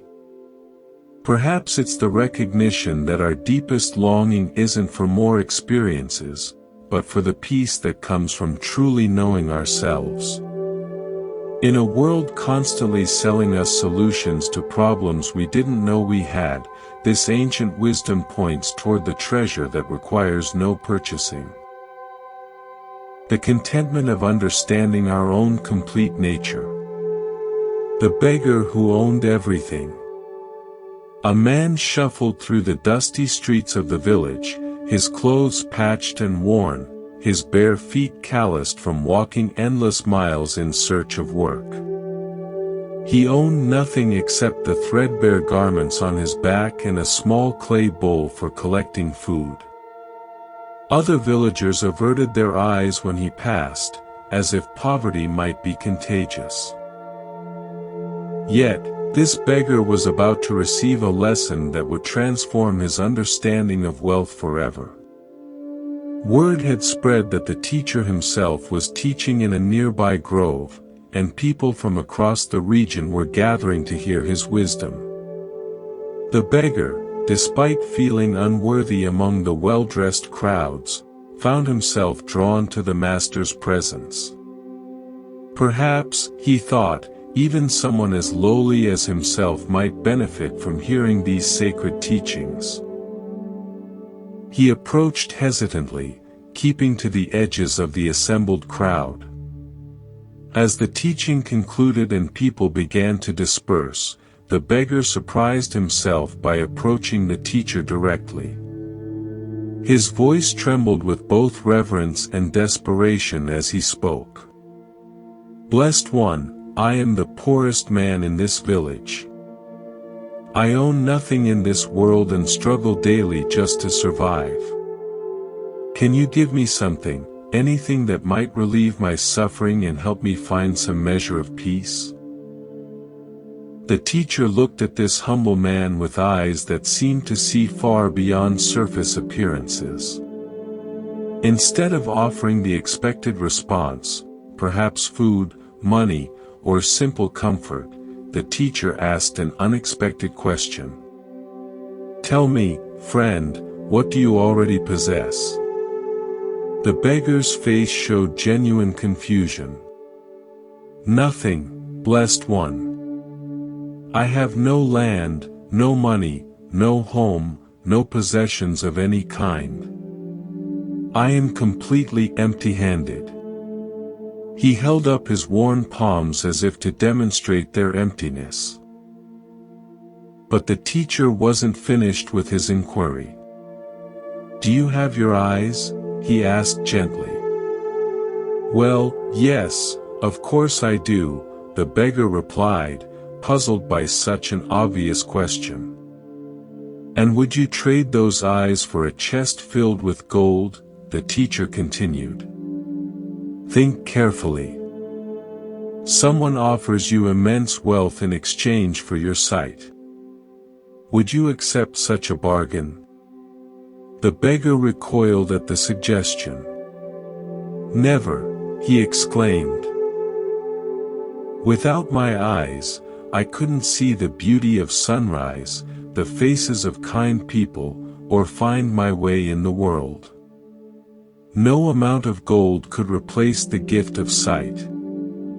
For the first time in the conversation, his voice carried conviction rather than desperation. The teacher nodded approvingly and continued his gentle questioning. "What about your hands? Would you trade them for a magnificent palace with hundreds of servants?" Again, the beggar shook his head vigorously. "My hands allow me to touch, to work, to express kindness through gesture. They're how I connect with the world around me. I could never give them up, no matter what palace was offered." Something was beginning to shift in his understanding, though he couldn't yet name what it was. "And your legs?" the teacher asked. "Would you surrender your ability to walk for an entire kingdom to rule?" The beggar found himself laughing despite his circumstances. "What good would ruling a kingdom be if I couldn't walk through it, couldn't move freely, couldn't experience the simple joy of putting one foot in front of the other?" His voice grew stronger with each response. "These legs have carried me across countless miles through good times and bad. They're more valuable than any crown. Modern research reveals something profound about how we perceive wealth. Psychologists have discovered that people consistently undervalue what they already possess while overestimating the happiness that new acquisitions will bring. This hedonic adaptation blinds us to the extraordinary gifts we experience every moment." The beggar was discovering what scientists now call gratitude intervention, the practice of recognizing existing abundance. The teacher's expression radiated warmth and understanding. "You see, my friend, you began our conversation claiming to own nothing. Yet, in just a few moments, you've identified treasures more valuable than all the gold in royal treasuries. Your eyes are priceless. Your hands are irreplaceable. Your legs are beyond any earthly fortune. How can someone who possesses such riches consider himself poor?" The beggar stood in stunned silence as this new perspective settled into his consciousness. For his entire life, he had measured wealth by what he lacked rather than appreciating what he possessed. He had focused so intently on his empty pockets that he'd never noticed his full body. The realization was both humbling and liberating. "But what about my mind?" the teacher continued. Your ability to think, to learn, to feel compassion, to experience wonder, could any material treasure compare to the consciousness that allows you to understand these very words? The beggar's eyes widened as he grasped the full magnitude of what was being revealed. Here's your wealth recognition practice. Right now, place one hand on your chest and feel your heartbeat. This miraculous organ has been working tirelessly to keep you alive since before you were born. Take a conscious breath and appreciate your lungs' automatic function. Look around and notice how your eyes instantly process colors, shapes, and distances. You possess technologies more sophisticated than anything humans have ever created. The teacher's teaching continued with gentle precision. True poverty isn't the absence of material possessions. It's the inability to recognize the abundance we already carry. When we learn to appreciate our inherent gifts, we discover a wealth that cannot be stolen, lost, or diminished. This recognition transforms not our circumstances, but our entire relationship to those circumstances. The beggar felt tears streaming down his weathered cheeks. These weren't tears of sadness, but of profound gratitude. He understood now that he had been living like someone dying of thirst while standing in a flowing river. The abundance had always been there. He simply hadn't known how to see it. From that moment forward, the beggar's daily experience underwent a complete transformation. He still faced the same material challenges, still needed to seek food and shelter, but now he walked through the world as someone who knew his true worth.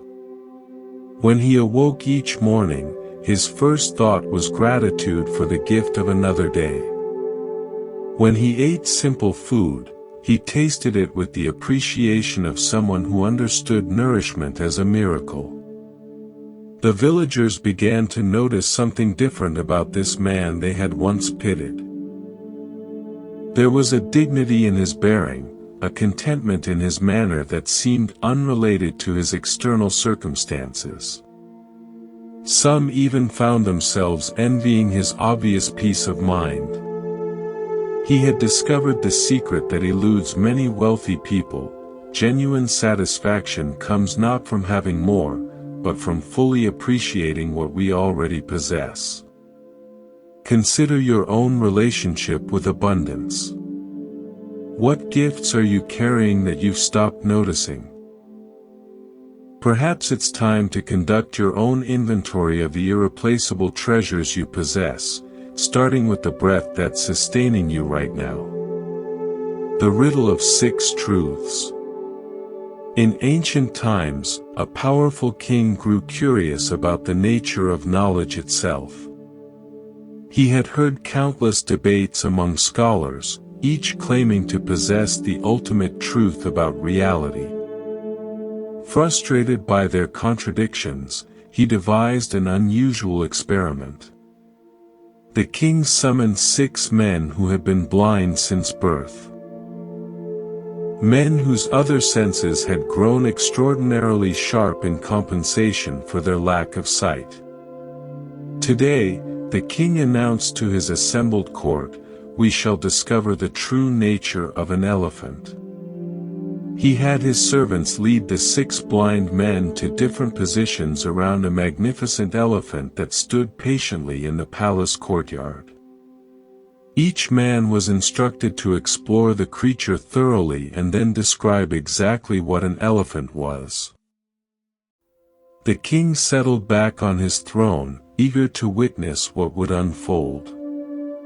The first blind man found himself positioned beside the elephant's massive flank. He pressed his hands against the warm, rough surface and explored its vast expanse. After several minutes of careful examination, he declared with absolute confidence, an elephant is exactly like a wall. It's enormous, sturdy, and immovable.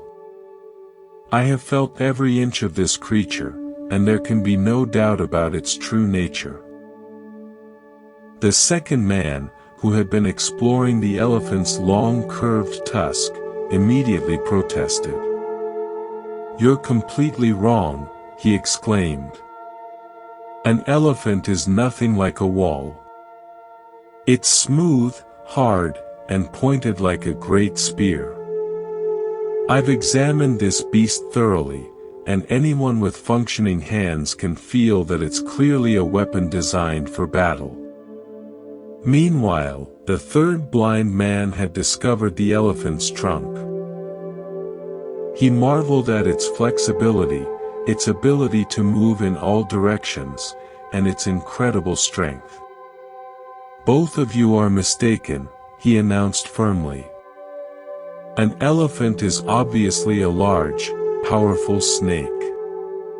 It's long, flexible, and incredibly strong. I can feel it moving and coiling. There's no question about what this creature truly is."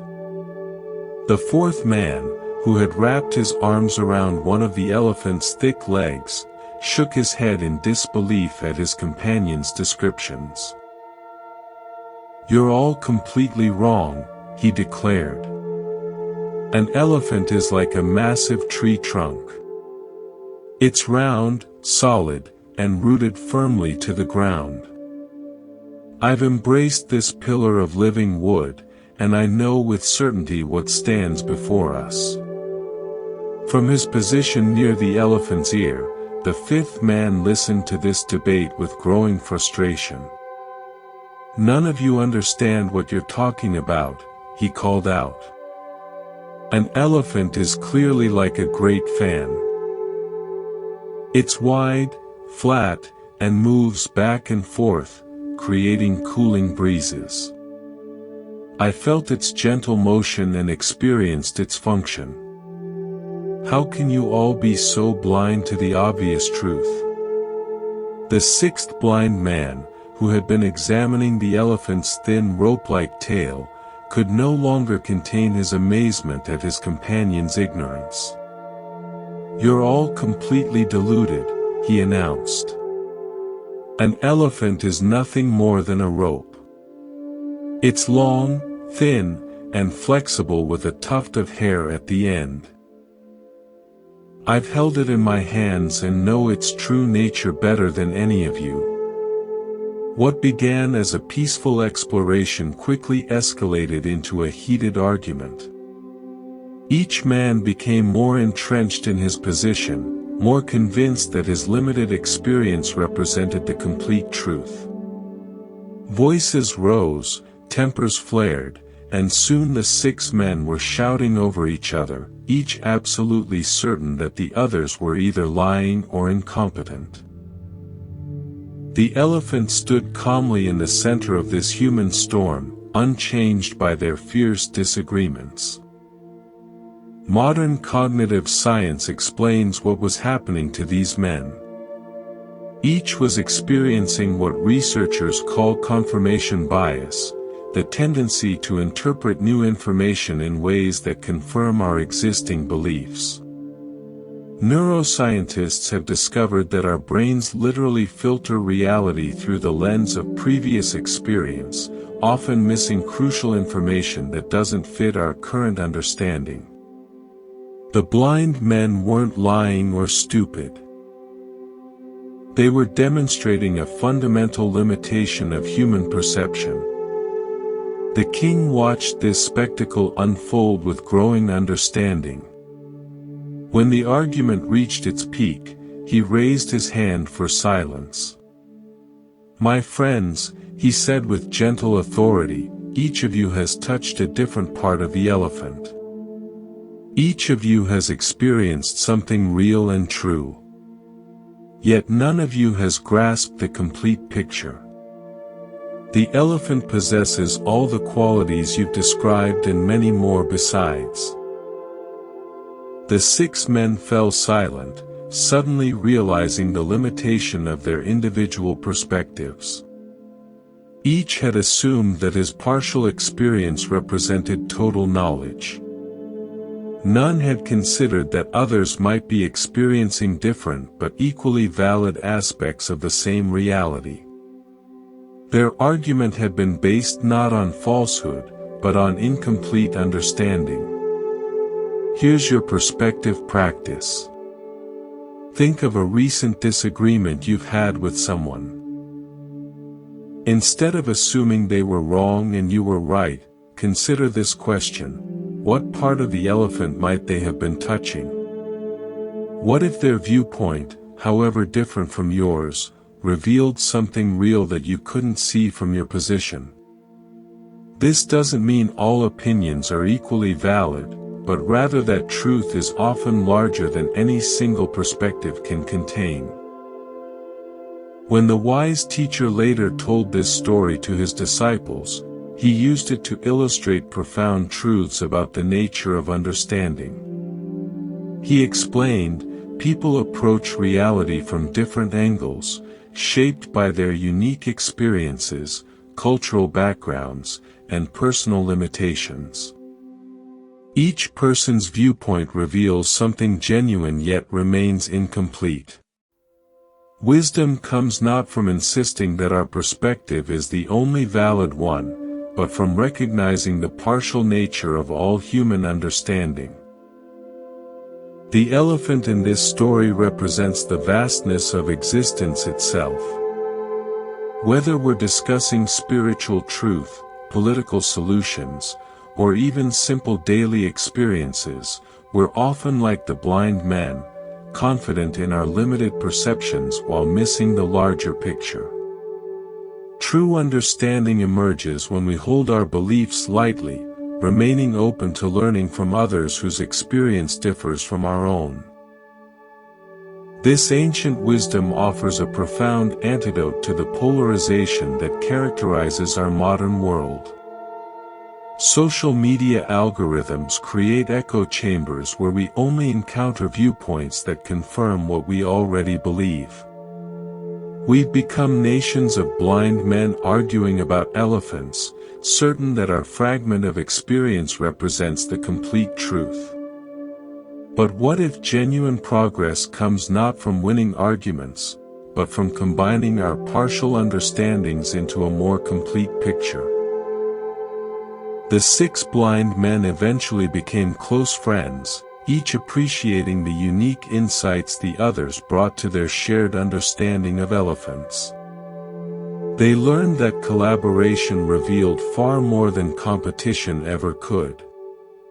In our own lives, we might discover that the people who see things differently aren't enemies to defeat, but teachers who can help us touch parts of reality we never knew existed. The robe worth more than gold. A poor village weaver named Kalyana lived in a humble mud hut at the edge of town, surviving on the few coins he earned mending torn clothing and weaving coarse cloth from whatever scraps he could find. His entire wardrobe consisted of a single patched robe that had been his father's and his grandfather's before that. The fabric was so worn that threads came loose with every movement, and the original color had long since faded to an indeterminate brown. Yet, this simple garment was about to become the most precious gift in an entire kingdom. News spread through the village like wildfire. The teacher himself was coming to teach. Wealthy merchants prepared elaborate offerings of silk and jewelry. Nobles commissioned golden statues. And even middle-class families gathered their finest possessions to present to the enlightened master. Kalyana watched these preparations with growing sadness, knowing he had nothing worthy to offer such a revered teacher. His poverty had never felt more acute than in this moment of wanting to give. As the day approached, Kalyana's desire to participate in the offering ceremony grew overwhelming. He looked around his sparse dwelling, a cracked water pot, a worn sleeping mat, a few tools for his trade. Nothing seemed appropriate for someone of the teacher's stature. Then his eyes fell upon his only robe hanging on a wooden peg by the door. The idea that formed in his mind seemed almost ridiculous. How could his tattered old robe possibly compare to the magnificent gifts others would present? Yet something deep in his heart told him that the value of a gift lay not in its market price, but in the love with which it was given. If this robe was all he had, then it would have to be enough. When the teacher arrived at the village center, crowds gathered in reverent silence. One by one, the wealthy citizens stepped forward with their lavish offerings. Silk merchants presented bolts of fabric that shimmered like captured sunlight. Jewelers offered necklaces that could have fed entire families for years. Each gift was received with equal grace, the teacher's eyes reflecting appreciation for both the offering and the giver's intention. Kalyana stood at the back of the crowd, clutching his folded robe with trembling hands. As the ceremony continued, his courage began to waver. What would people think when they saw him approach the master with such a humble offering? Would they laugh at his presumption? Would the teacher himself be embarrassed by such a pitiful gift? But then the teacher's eyes found his across the crowd. In that gaze, Kalyana saw not judgment, but infinite compassion. Not expectations, but complete acceptance. Something in that look gave him the courage to step forward. With each step, his nervousness transformed into determination, his shame into quiet dignity. When Kalyana reached the teacher, he removed his robe and held it out with both hands. The crowd fell silent, some whispering in amazement at his audacity. Here was a man offering his only garment, leaving himself with nothing but the simple undercloth worn beneath. His voice barely above a whisper, Kalyana spoke from his heart. "Blessed teacher, I have no gold or precious stones to offer you. This old robe is everything I own in this world. It may be worthless to others, but I give it to you with complete devotion and gratitude for your teachings. Please accept this humble gift from one who has nothing else to give." The teacher's response surprised everyone present. Instead of simply accepting the robe politely, he stood up and received it with the same reverence he might show a sacred relic. He held the worn fabric gently in his hands, examining it not with his eyes but with his heart. Then, to the astonishment of the entire gathering, he put on Kalyana's robe over his own garments. Modern psychology reveals something profound about the neuroscience of giving. Research shows that acts of generosity activate the brain's reward centers more powerfully when they involve personal sacrifice. The joy we experience from giving isn't proportional to the gift's monetary value, but to the meaning and intention behind it. Kalyana was experiencing what scientists now call helper's high, the euphoria that comes from selfless giving.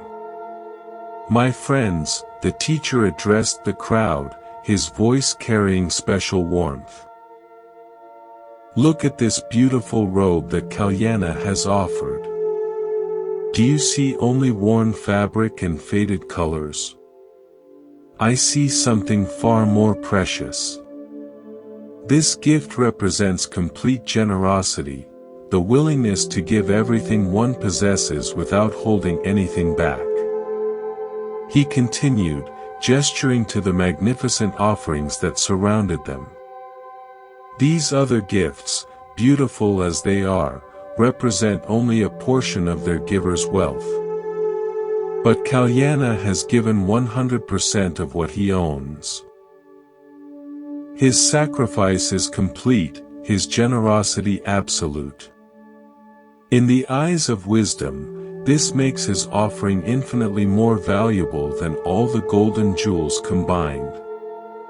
The crowd began to murmur with understanding, seeing Kalyana's gift through new eyes. What had seemed like poverty was revealed as profound richness of spirit. The weaver's willingness to give everything transformed his humble offering into something sacred. Here's your generosity reflection. Think about your own giving. Do you tend to offer only what's convenient or comfortable to part with? What would it feel like to give something that actually matters to you, something whose absence you truly notice? True generosity isn't measured by the size of the gift, but by the size of the sacrifice relative to what we have. For the remainder of his stay in the village, the teacher continued wearing Kalyana's robe. This simple act honored not just the gift itself, but the spirit of complete offering. It represented something profound about the nature of true giving. The other villagers, inspired by Kalyana's example, began to reconsider their own relationship with possessions and giving. They realized that true wealth wasn't about what you could afford to give away, but about what you were willing to give away.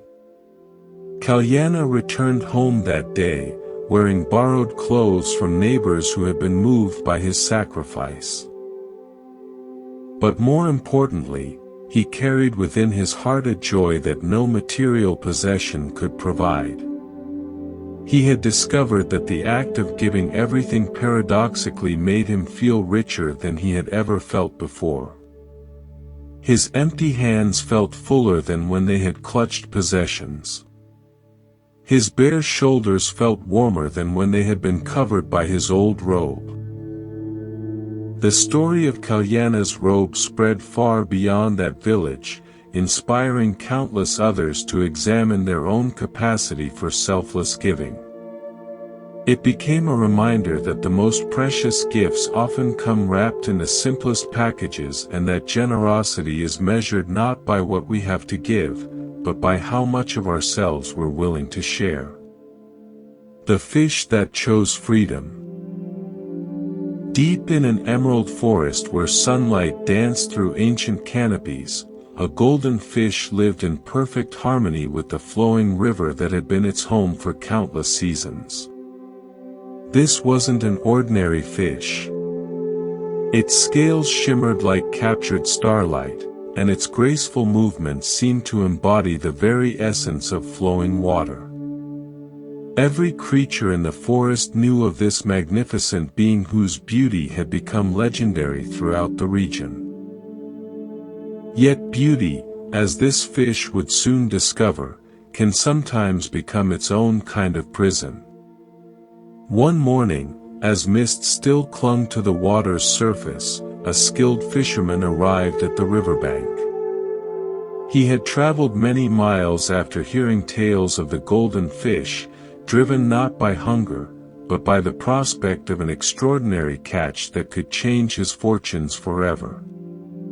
The fisherman knew that such a rare creature would be worth a king's ransom to the right buyer. He cast his nets with the patience of someone who understood that some prizes require careful waiting. Hours passed before the fisherman felt the telltale tug that indicated success. As he drew in his net, his heart raced with excitement. There, gleaming like liquid gold in the morning light, was the legendary fish he had sought. The creature's beauty exceeded even the most extravagant descriptions he had heard. This single catch would indeed make him wealthy beyond his wildest dreams. But as the fisherman prepared to secure his prize, something unexpected occurred. The golden fish spoke, its voice carrying a clarity that transcended the boundary between species. "Kind fisherman," it said, its words rippling through the air like water itself. "I understand why you have caught me. My golden scales would indeed bring you great wealth, but before you claim your prize, might I ask you to consider something far more valuable than gold?" The fisherman paused, startled by this turn of events. In all his years of fishing, he had never encountered anything like this. Curiosity momentarily overcame his greed as he found himself genuinely interested in what the fish might offer. "Speak then," he said, though his grip on the net remained firm. "What could possibly be more valuable than your golden scales?" "My freedom," the fish replied simply. "And in choosing to grant it, you would receive something far more precious than any material reward. You would experience the joy that comes from an act of pure compassion.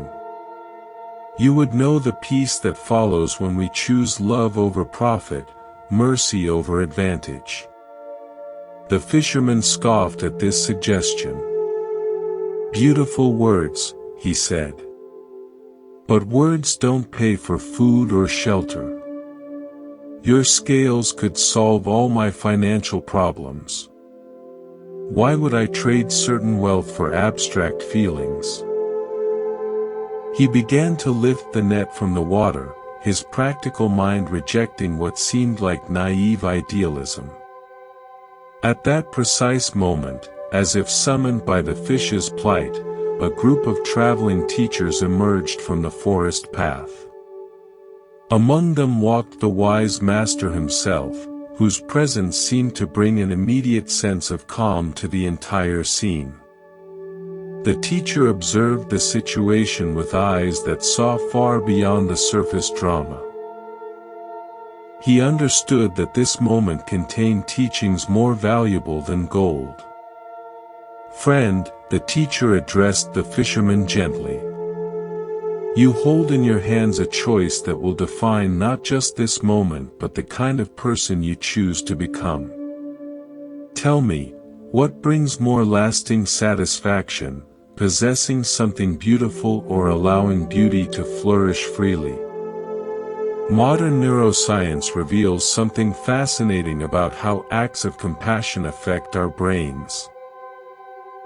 Studies show that when we choose empathy over self-interest, our brains release a cocktail of chemicals, oxytocin, dopamine, and endorphins, that create feelings of well-being more lasting than those produced by material acquisitions. The teacher was pointing toward what researchers now call compassion satisfaction, the deep fulfillment that comes from alleviating another's suffering. The fisherman found himself genuinely torn. Part of him remained focused on the practical benefits of his catch. But another part, stirred by the teacher's presence and the fish's eloquent plea, began to feel something unfamiliar. For the first time, he truly looked at the golden fish, not as a commodity, but as a living being with its own desires and rights. "What if I do release you?" the fisherman asked the fish. "How do I know you're not simply trying to escape without offering anything in return?" The fish's response was immediate and heartfelt. "I offer you the only thing of true value that I possess, my gratitude and the knowledge that you have acted from your highest nature. When you release me, you free not just my body, but something within yourself that has been trapped by the belief that happiness comes from taking rather than giving. Here's your freedom practice. Think of something you're currently holding on to tightly. Perhaps a grudge, a need to be right, or even a material possession you're afraid to lose. What would it feel like to release your grip, not because you have to, but because you choose compassion over control?" Notice how the very thought of letting go might create both fear and a strange sense of relief. The teacher spoke again, his words carrying the weight of profound wisdom. True wealth isn't measured by what we can take from the world, but by what we can give to it. This fish offers you an opportunity to discover the richness that comes from choosing mercy over advantage. Such moments are rare gifts, chances to transcend our smaller selves and act from our highest nature. Something shifted within the fisherman's heart. The golden scales that had seemed so valuable moments before now appeared almost insignificant compared to the choice before him. Slowly, deliberately, he lowered the net back into the water and opened it wide. The golden fish swam in a joyful circle before disappearing into the deeper currents, free once again. In that moment of release, the fisherman experienced something extraordinary. Instead of feeling loss, he felt expansion.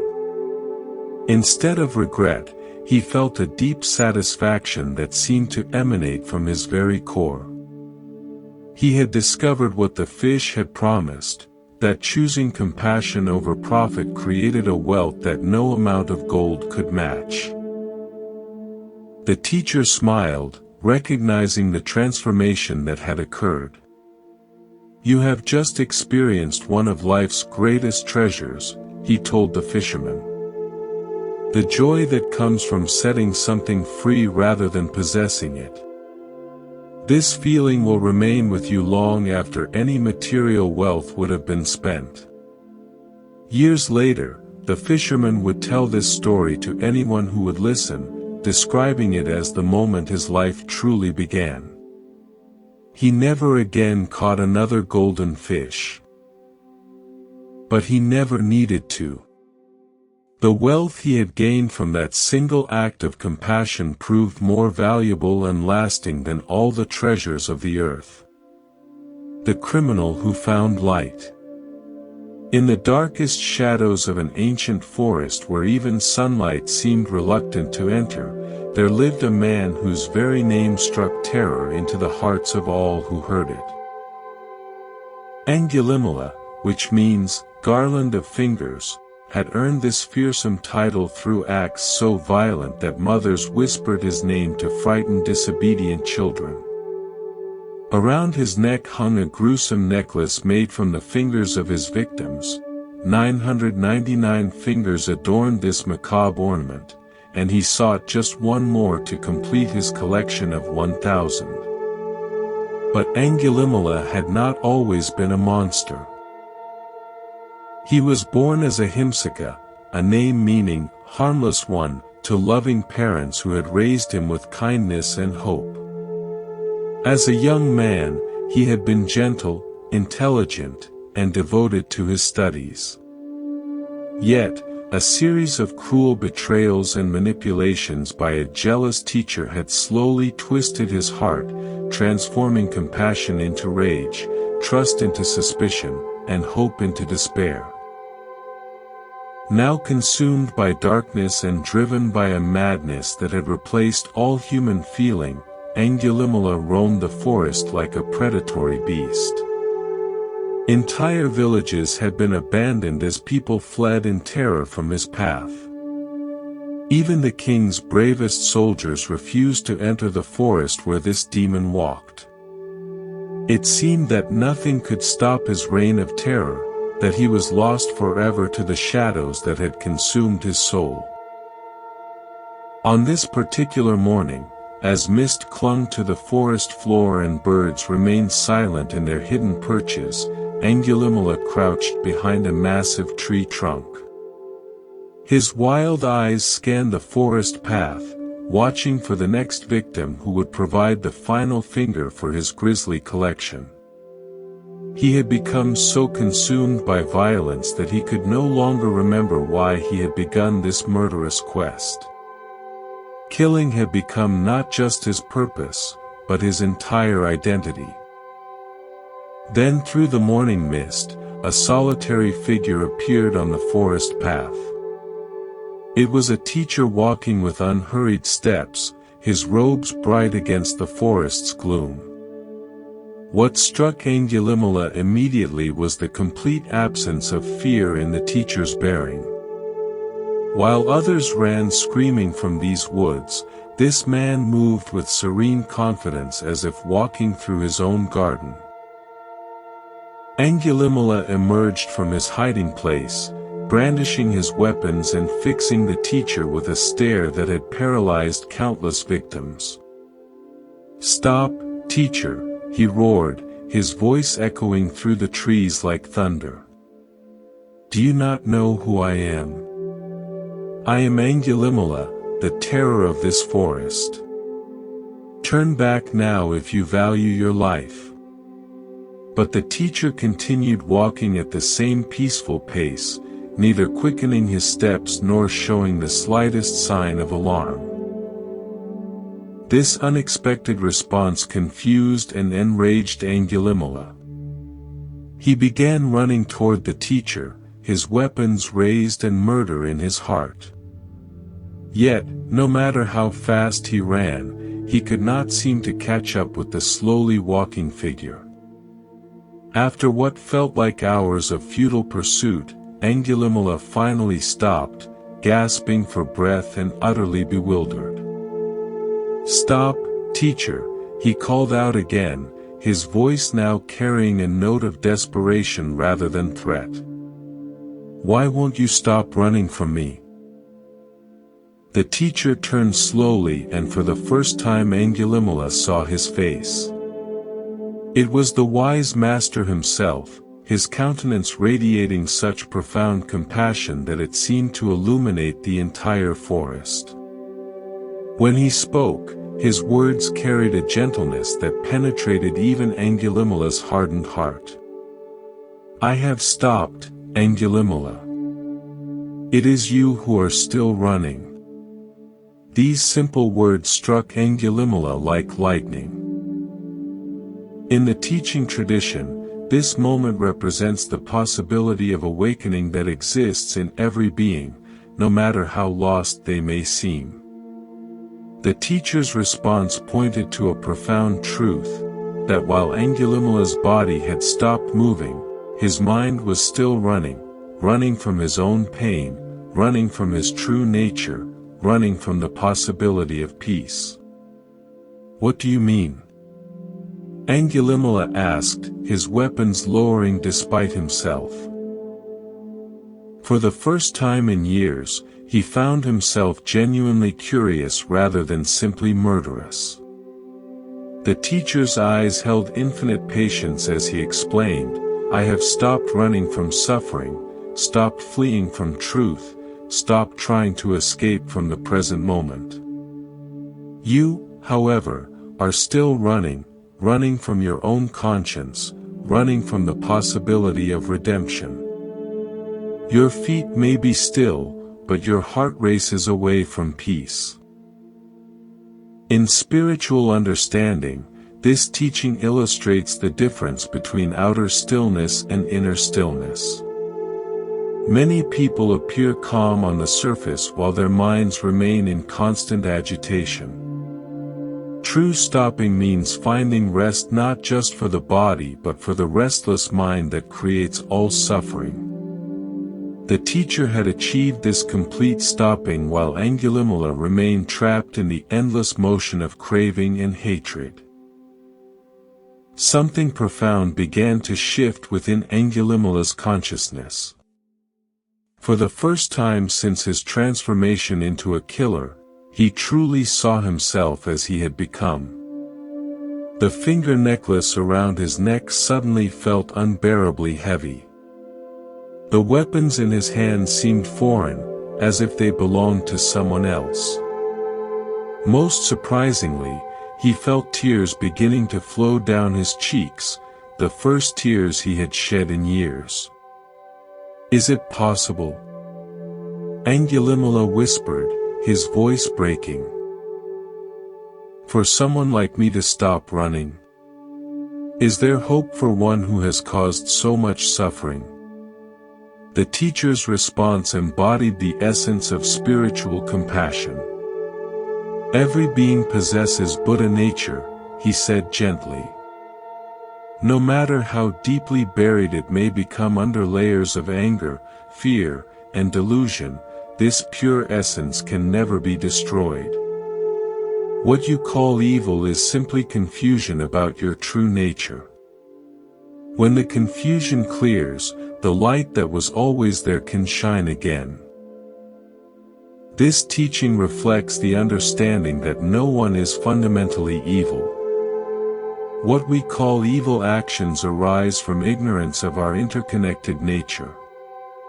When beings truly understand that harming others only harms themselves, when they recognize their essential unity with all life, harmful actions naturally cease.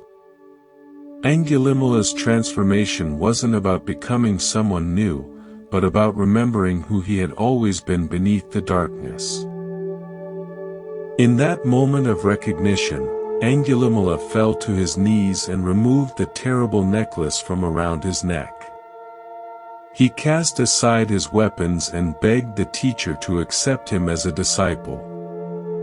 The teacher, seeing the genuine transformation in his heart, welcomed him with the same compassion he showed to all seekers. From that day forward, the man once known as the Terror of the Forest became one of the teacher's most devoted followers. Angulimala's story reminds us that no one is beyond redemption. In our own lives, we may encounter people who seem irredeemably lost to anger, hatred, or destructive patterns. Spiritual wisdom teaches us to look beyond surface behaviors to the inherent goodness that exists in every being. Sometimes the most profound transformations occur in those who seem most unlikely to change. The bowl that held nothing. There once lived a potter whose hands had shaped clay for more than 40 years, creating vessels of such exquisite beauty that people traveled from distant lands to purchase his work. His shelves overflowed with glazed bowls that caught light like captured rainbows, elegant vases that seemed to hold moonbeams, and delicate cups that made even plain water taste like nectar. Yet, despite his mastery and success, the potter found himself yearning to create something that would honor the teacher's upcoming visit to their village. He wanted to craft a gift so perfect that it would express his deepest devotion and gratitude. For weeks, the potter labored with unprecedented intensity. He mixed the finest clays, experimented with rare glazes, and fired piece after piece in his kiln. Each creation was more beautiful than the last. Yet none satisfied his demanding heart. He created bowls adorned with intricate patterns that told stories of awakening, vases shaped like lotus blossoms opening to receive wisdom, and cups so delicate they seemed carved from crystallized air. But as the day of the teacher's arrival drew near, the potter grew increasingly frustrated. Despite his technical perfection, something essential was missing from every piece he created. They were beautiful, certainly, but they felt somehow incomplete, as if they were trying too hard to impress rather than simply being what they were. In his desperation to create the perfect offering, he had lost touch with the simple joy that had originally drawn him to his craft. On the morning of the teacher's visit, the potter sat surrounded by dozens of rejected masterpieces. His hands were stained with clay, his eyes red from sleepless nights, and his heart heavy with disappointment. In a moment of complete surrender, he took a simple lump of clay and began to work without any plan or intention. His hands moved of their own accord, shaping the clay not according to any design, but simply allowing it to become what it wanted to be. What emerged was the simplest bowl he had ever made. It had no decorative patterns, no elaborate glazing, no clever proportions designed to catch the eye. It was just a bowl, round, functional, honest in its simplicity.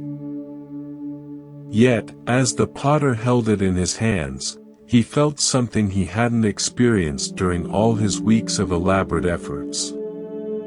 This humble vessel seemed to radiate a quiet dignity that all his ornate creations had lacked.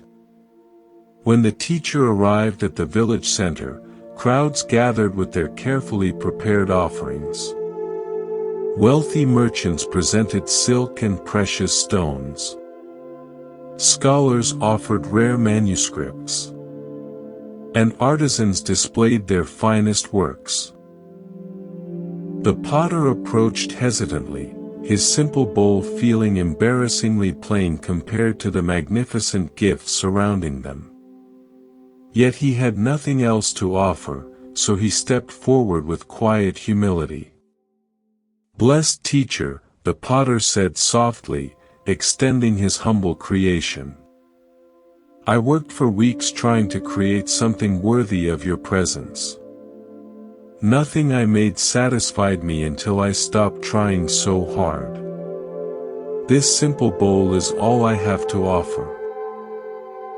It holds nothing but my sincere gratitude for your teachings." The teacher received the plain bowl with the same reverence he had shown to all the elaborate gifts. But instead of setting it aside, he held it up for everyone to see. "Look at this beautiful bowl," he said, his voice carrying across the silent crowd. "Do you see its true nature?" The assembled villagers looked puzzled. Compared to the ornate offerings surrounding it, the potter's bowl seemed almost apologetically simple. What could the teacher possibly find remarkable about such an ordinary object?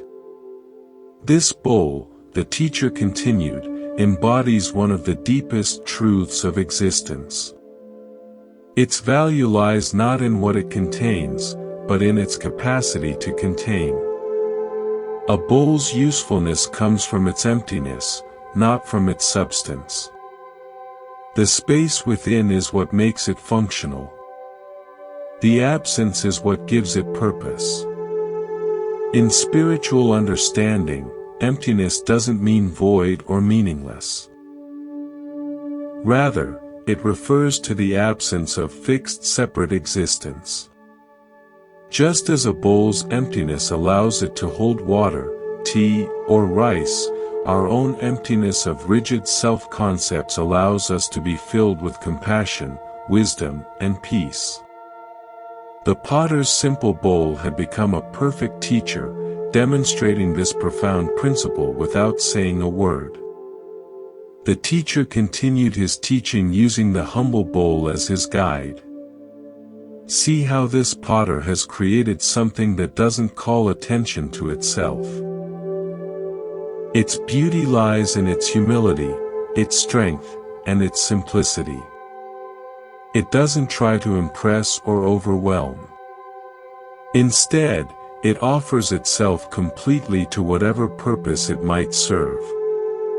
This teaching points to a fundamental principle about the nature of true service. Like the empty bowl, we are most useful when we don't insist on being filled with our own importance.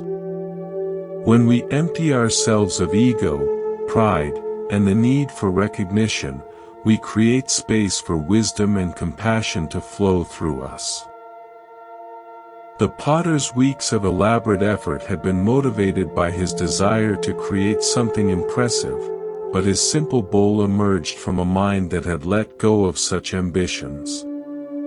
Moreover, the teacher said, running his fingers along the bowl's smooth rim, "Notice how this vessel doesn't compete with what it contains.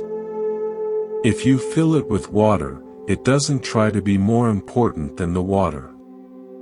If you place rice within it, it doesn't overshadow the rice. Its purpose is fulfilled precisely by not asserting itself. The crowd began to understand the deeper lesson.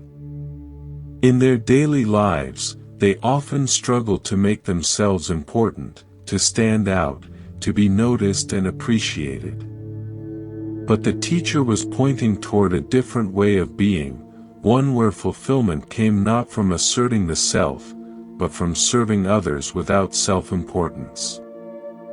Like the bowl, true satisfaction came from emptying oneself rather than filling oneself. The potter listened to these teachings with growing wonder. He realized that in his weeks of frustrated effort, he had been trying to put himself into his work rather than getting himself out of the way. His ornate creations had been expressions of his skill and ego, while this simple bowl had emerged when he finally stopped trying to prove anything. It was beautiful precisely because it didn't try to be beautiful. From that day forward, the potter's approach to his craft transformed completely. He continued creating vessels of great beauty, but now they possessed a quality they had never had before, a selfless simplicity that made them perfect for their intended purpose. Like his first humble offering to the teacher, they served without calling attention to themselves. In learning to create empty vessels, he had discovered how to empty himself of the very obstacles that had prevented his greatest work. The teacher kept that simple bowl throughout his travels, using it daily for his meals. It became a silent teacher reminding all who saw it that true beauty often lies in what isn't there rather than what is. Sometimes the most profound gifts are the simplest ones, offered not to impress but to serve. The serpent that poisoned itself. In a lush valley where streams sang gentle melodies and flowers bloomed in endless abundance, there lived a cobra whose reputation for wisdom and kindness had spread throughout the animal kingdom. This serpent was known not for striking fear into other creatures, but for offering protection to the vulnerable and counsel to the confused. Birds would seek his advice on navigation, small mammals would ask for his help in disputes, and even humans would leave offerings near his dwelling, grateful for his peaceful presence. He had taken sacred vows of non-violence, promising never to harm another living being, regardless of the circumstances. For many seasons, the cobra lived in perfect harmony with his surroundings.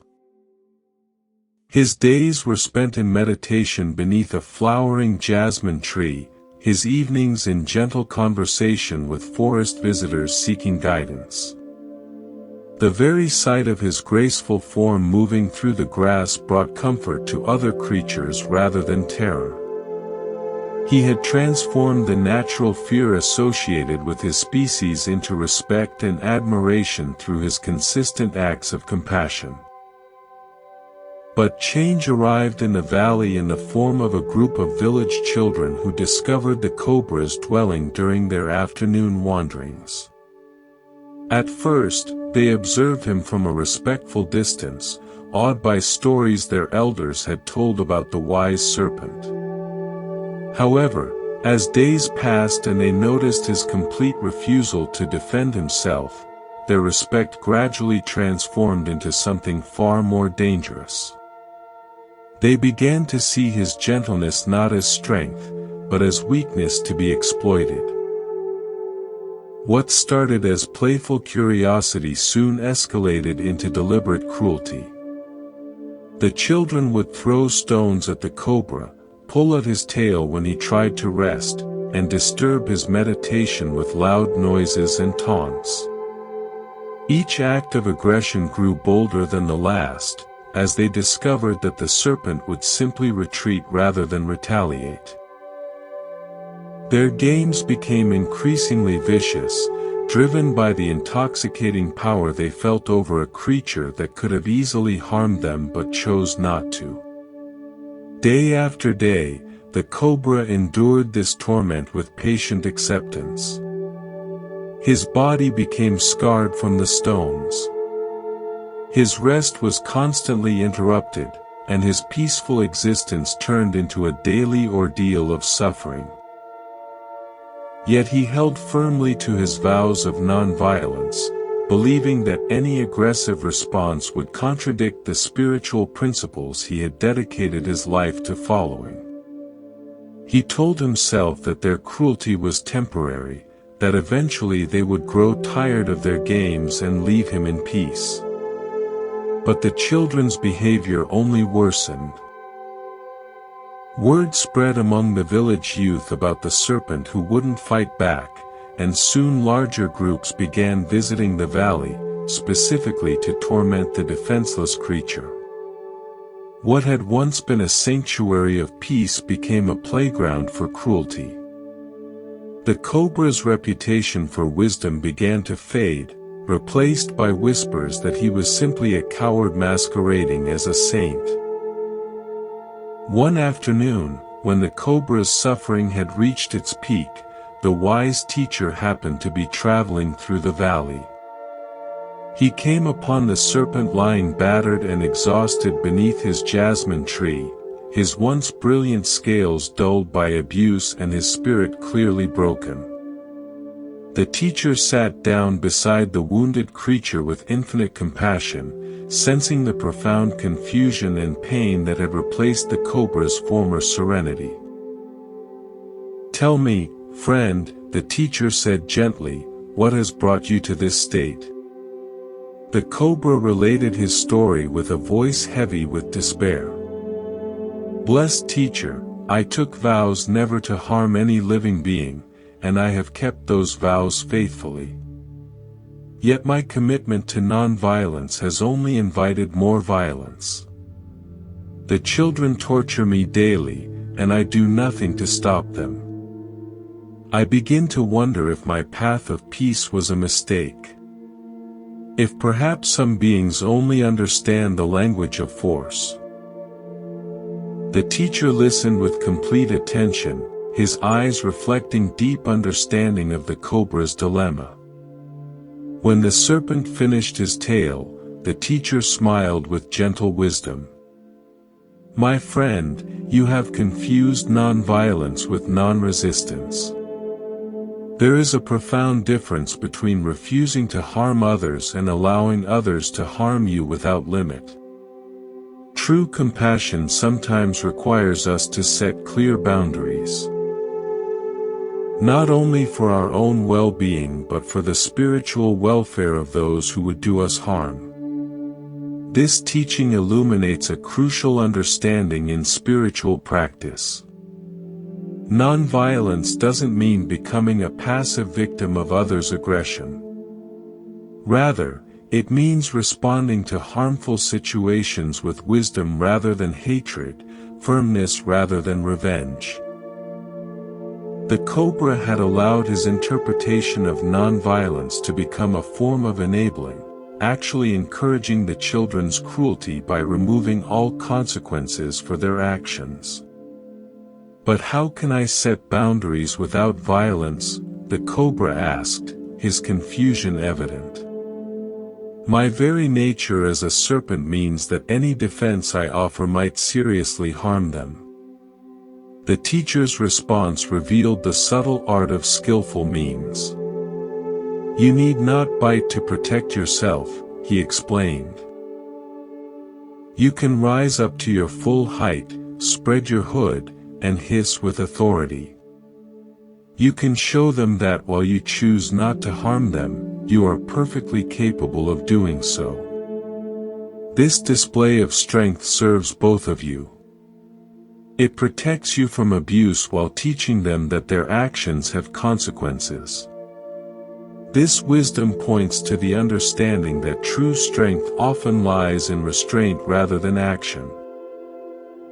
The cobra's power wasn't in his ability to strike, but in his conscious choice not to strike when he easily could. However, for this choice to be meaningful, others needed to understand that it was indeed a choice rather than helplessness. By clearly demonstrating his capability while choosing restraint, the cobra would be teaching a far more powerful lesson than either violence or passive acceptance could provide. The next day, when the children arrived for their usual torment, they found a very different serpent waiting for them. As they approached with their stones and taunts, the cobra rose to his full magnificent height, spread his hood wide, and released a hiss that resonated with unmistakable authority. His eyes blazed with fierce compassion as he held their gaze steadily. The children froze, suddenly remembering that they were face to face with one of nature's most powerful predators. But the cobra did not strike. After holding his position long enough to make his point clear, he slowly lowered himself and resumed his peaceful posture. The message was unmistakable: I could harm you easily, but I choose not to. However, I will no longer allow you to harm me without consequence. The children retreated, their games suddenly seeming far less amusing when faced with real power consciously restrained. From that day forward, the cobra's dwelling became peaceful once again. The children learned to approach him with the respect his wisdom deserved, and he resumed his role as a teacher and protector in the valley. He had discovered that true non-violence sometimes requires the courage to appear dangerous while choosing to remain harmless. In learning to set boundaries with compassionate firmness, he had found a deeper understanding of what it truly means to serve others' highest good. The water that refused to flow. High in the Himalayan peaks, where snow-crowned mountains touched the eternal sky, a crystal-clear stream had carved its path through ancient stones for thousands of years. This wasn't an ordinary waterway. It flowed with such pure intention that monks would travel for weeks just to drink from its sacred waters. The stream understood its purpose completely: to give life wherever it went, nourishing everything in its path without asking for anything in return. Yet one day, this generous spirit would face a crisis that challenged its very understanding of service. As the stream flowed down the mountainside, it encountered a small village nestled in a valley where people had lived in harmony with nature for generations. The villagers had built their homes around the stream's natural course, creating gardens that bloomed magnificently thanks to the life-giving water. Children played along its banks, women washed clothes in its gentle current, and farmers channeled its flow to irrigate their fields. The stream felt deep satisfaction watching the prosperity and joy its presence brought to these hard-working people. But as seasons passed, the villagers began to take the stream's generosity for granted. They built larger and more elaborate channels to divert its water, caring little about how this affected the stream's natural flow. They dumped waste into its banks, polluted its clean waters with soap and refuse, and showed no gratitude for the abundance it provided. Where once there had been respectful cooperation, now there was thoughtless exploitation. The stream watched with growing sadness as its pure waters became cloudy and its banks littered with debris. Fish began to die in its poisoned currents, and the beautiful plants along its edges withered from contamination. Yet still, the villagers demanded more water for their expanding farms and growing population, never considering the cost of their carelessness. The stream's generous heart began to ache with a pain it had never experienced before. One morning, as the stream witnessed a particularly thoughtless act, a villager dumping kitchen waste directly into its flow while simultaneously drawing clean water for his family. Something inside the water's consciousness snapped. Enough, the stream declared, its voice echoing through the valley like thunder. I have given and given until I am poisoned and polluted. If this is how my generosity is received, then I shall give no more. In its hurt and anger, the stream made a fateful decision. It would redirect its flow away from the village entirely, finding a new path that avoided human contact altogether. The water began carving a different channel through the mountains, abandoning the valley where it had flowed for millennia. Let them find water elsewhere, the stream thought bitterly. I will no longer waste my purity on those who appreciate nothing. Within days, the effects of the stream's departure became catastrophic. Gardens withered under the merciless sun, wells ran dry, and the villagers faced the terrifying prospect of drought.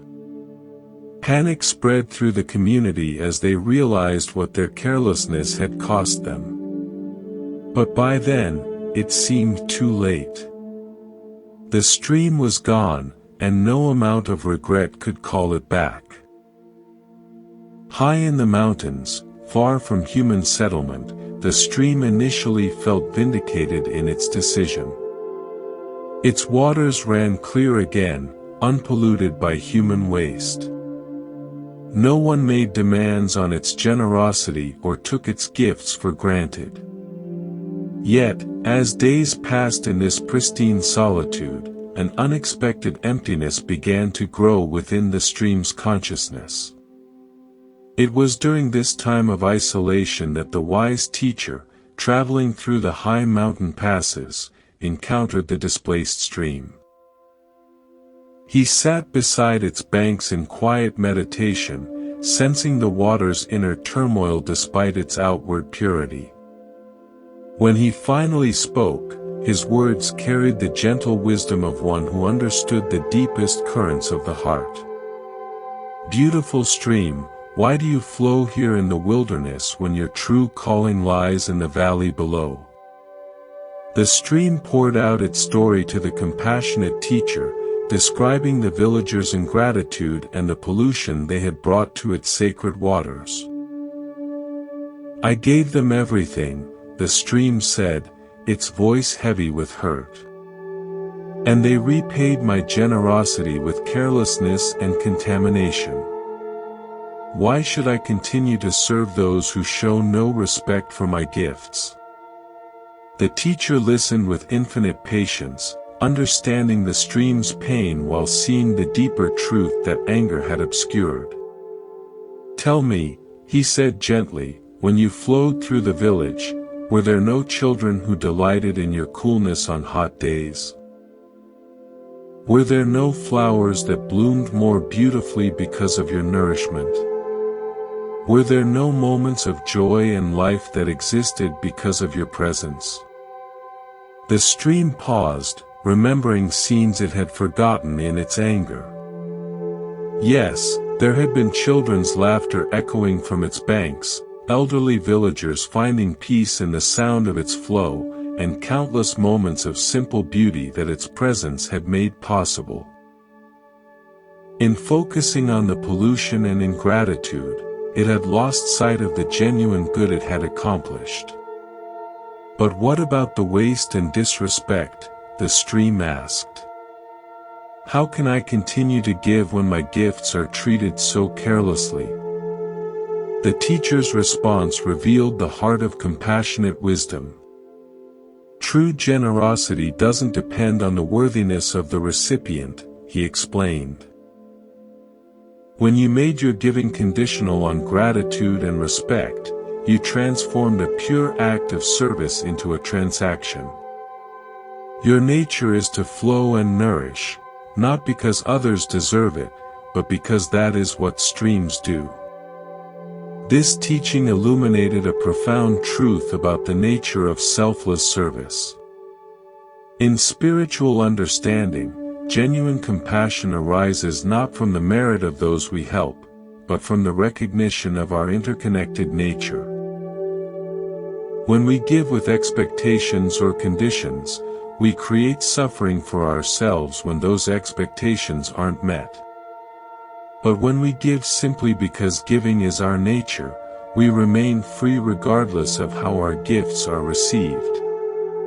Moreover, the teacher continued, by withdrawing your waters, you punish not only those who were careless, but also the innocent children, the grateful elders, and the countless creatures who depend on your flow. Your anger has made you withhold your gifts from those who truly appreciate them. Is this the justice you sought? The stream felt a deep shift in its understanding. Its withdrawal had indeed caused suffering for many who had never shown it disrespect. In trying to teach the ungrateful a lesson, it had abandoned its fundamental purpose. True wisdom lay not in withholding its gifts, but in giving them freely while remaining unattached to how they were received.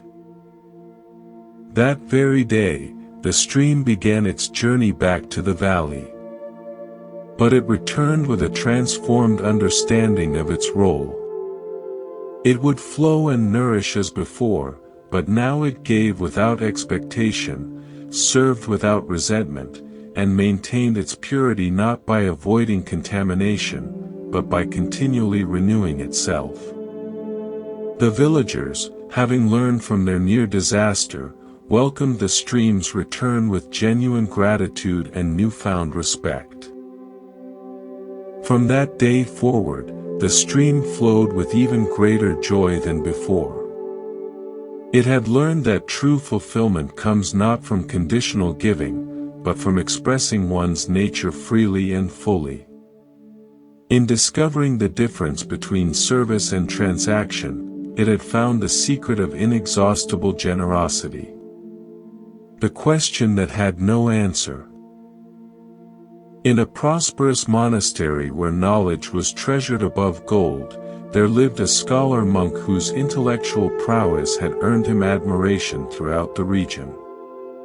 His name was Malunkyaputta, and his mind worked like a perfectly crafted instrument, dissecting every teaching and analyzing every concept with razor-sharp precision. He had memorized thousands of sutras, debated with the greatest minds of his time, and could recite complex philosophical arguments with flawless accuracy. Yet despite all his accumulated knowledge, a growing restlessness gnawed at his heart like a persistent hunger that no amount of learning could satisfy. Malunkyapputta's frustration centered on what he considered fundamental gaps in the teacher's teachings. The master spoke beautifully about suffering and its cessation, about compassion and wisdom, but he seemed to avoid certain cosmic questions that any serious spiritual seeker should want answered. Where did the universe come from? What happens to enlightened beings after death? Is the soul eternal or does it perish with the body? These weren't mere intellectual curiosities to Malunkyaputta. They represented the very foundation upon which any meaningful spiritual practice should rest. For months, the scholar monk wrestled with these unanswered questions, finding them increasingly impossible to ignore. They haunted his meditations, disrupted his studies, and filled his dreams with cosmic puzzles that demanded solution. How could he follow a teacher who refused to address the most basic questions about existence itself?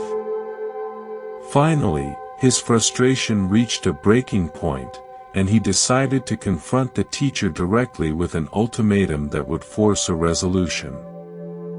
One afternoon, as golden sunlight filtered through the monastery's ancient trees, Malunkyaputta approached the teacher with determined steps and a mind full of carefully prepared arguments.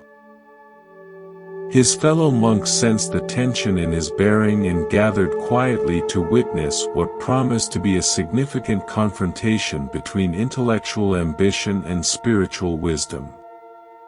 The scholar monk bowed respectfully but formally, his gesture carrying more challenge than reverence. "Blessed teacher," Malankya began, his voice steady but edged with frustration. "I have followed your teachings faithfully for years. Yet there are fundamental questions you have never answered. I cannot continue this path of practice while such essential matters remain unresolved. Today I demand clear answers, or I will leave this monastery forever. Tell me, is the universe eternal or finite? Does the soul survive death or perish with the body? Are space and time infinite or bounded? These are not trivial matters. They are the very foundation of understanding reality itself." The teacher listened to this challenge with perfect calm, his eyes reflecting neither surprise nor displeasure at the monk's ultimatum. When Malankya finished his passionate demand, the teacher sat in thoughtful silence for several moments as if considering not just the questions themselves, but the deep need that drove them. Then instead of answering directly, the teacher began to tell a story that would forever change the scholar monk's understanding of what questions truly matter. "Malankya, the teacher said gently, imagine a man walking through a forest when suddenly he is struck by a poisoned arrow. The arrow pierces deep into his chest, and deadly poison begins coursing through his veins. His friends rush him to a skilled physician who can save his life by removing the arrow and treating the wound. But as the doctor prepares to help him, the wounded man cries out, 'Wait, I refuse treatment until you answer my questions.'" The teacher's voice took on a tone of gentle urgency as he continued the parable. "The dying man demands to know, what kind of wood was this arrow made from? Who crafted the arrowhead? From which direction was it shot? What was the archer's caste and family background? Was the bowstring made of hemp or sinew? What feathers fletched the arrow's shaft? I will not allow you to remove this arrow until you provide complete answers to all these questions." Malankya began to see where this teaching was leading. But the teacher wasn't finished. "Tell me, learned monk, what would happen to this man while he insisted on having his intellectual curiosities satisfied before accepting treatment for his life-threatening condition?" "He would die," Malankya replied softly, the implications beginning to dawn on him. "He would die while demanding answers to questions that have no bearing on his immediate need for healing." "Exactly," the teacher confirmed with compassionate firmness. "And this, my friend, is precisely your situation. You are struck by the arrow of suffering, the pain of birth, aging, sickness, death, and the constant dissatisfaction that pervades unenlightened existence. I offer you the medicine of the Dharma, the means to remove this arrow and heal the wound of suffering. Yet you refuse this healing while demanding answers to questions that will not reduce your pain by even the smallest measure." The teacher's teaching revealed the profound difference between intellectual curiosity and spiritual urgency. In spiritual understanding, certain questions lead toward liberation while others lead only to endless speculation. The nature of ultimate reality may be fascinating to contemplate, but such contemplation doesn't reduce the immediate suffering that every being experiences. Wisdom lies in distinguishing between what must be known and what merely satisfies the mind's restless desire for information. Consider, the teacher continued, whether knowing the origin of the universe would help you overcome anger when someone insults you. Would understanding the precise nature of consciousness after death reduce your fear when facing illness? Would cosmic knowledge eliminate the jealousy you feel when others succeed while you struggle? These abstract answers cannot heal the concrete wounds that cause your daily suffering. Malunkyaputta felt something shifting deep within his understanding. For years he had pursued knowledge as an end in itself, assuming that more information would naturally lead to greater wisdom. But now he began to see that wisdom wasn't about accumulating answers to every possible question. True wisdom meant recognizing which questions actually mattered for the task of liberation. The teachings I offer, the teacher explained, are specifically designed to address the arrow of suffering that pierces every human heart. I teach about the nature of suffering because understanding it helps you recognize your condition. I teach about the cause of suffering because knowing it helps you stop creating more pain. I teach about the possibility of suffering's end because hope motivates effort. And I teach the path to that end because practical steps lead to actual freedom. This teaching illuminated what spiritual traditions call the principle of skillful means. A true teacher doesn't answer every question that might be asked, but focuses on the questions whose answers lead to genuine benefit. Like a physician who treats the disease rather than satisfying curiosity about its historical origins, spiritual guidance addresses present suffering rather than abstract speculation. The teacher's apparent silence on cosmic questions wasn't ignorance or evasion. It was compassionate focus on what truly helps. From that day forward, Malunkyaputta approached his spiritual practice with completely transformed priorities. Instead of demanding answers to unanswerable questions, he focused on applying the teachings that directly addressed his suffering. He discovered that as his actual pain decreased through practice, his desperate need for cosmic explanations naturally faded. In learning to distinguish between helpful knowledge and mere intellectual entertainment, he found a peace that no amount of abstract information could have provided. The scholar monk's transformation became a teaching in itself for the other monks. They learned that the path to wisdom sometimes requires setting aside the very questions that seem most important. True intelligence isn't measured by how many mysteries we can solve, but by how effectively we address the suffering that actually affects our daily lives. The shadow that became light. In the heart of a sprawling city where merchants hawked their wares and crowds surged through narrow streets like restless rivers, there lived a man whose presence seemed to dim whatever room he entered.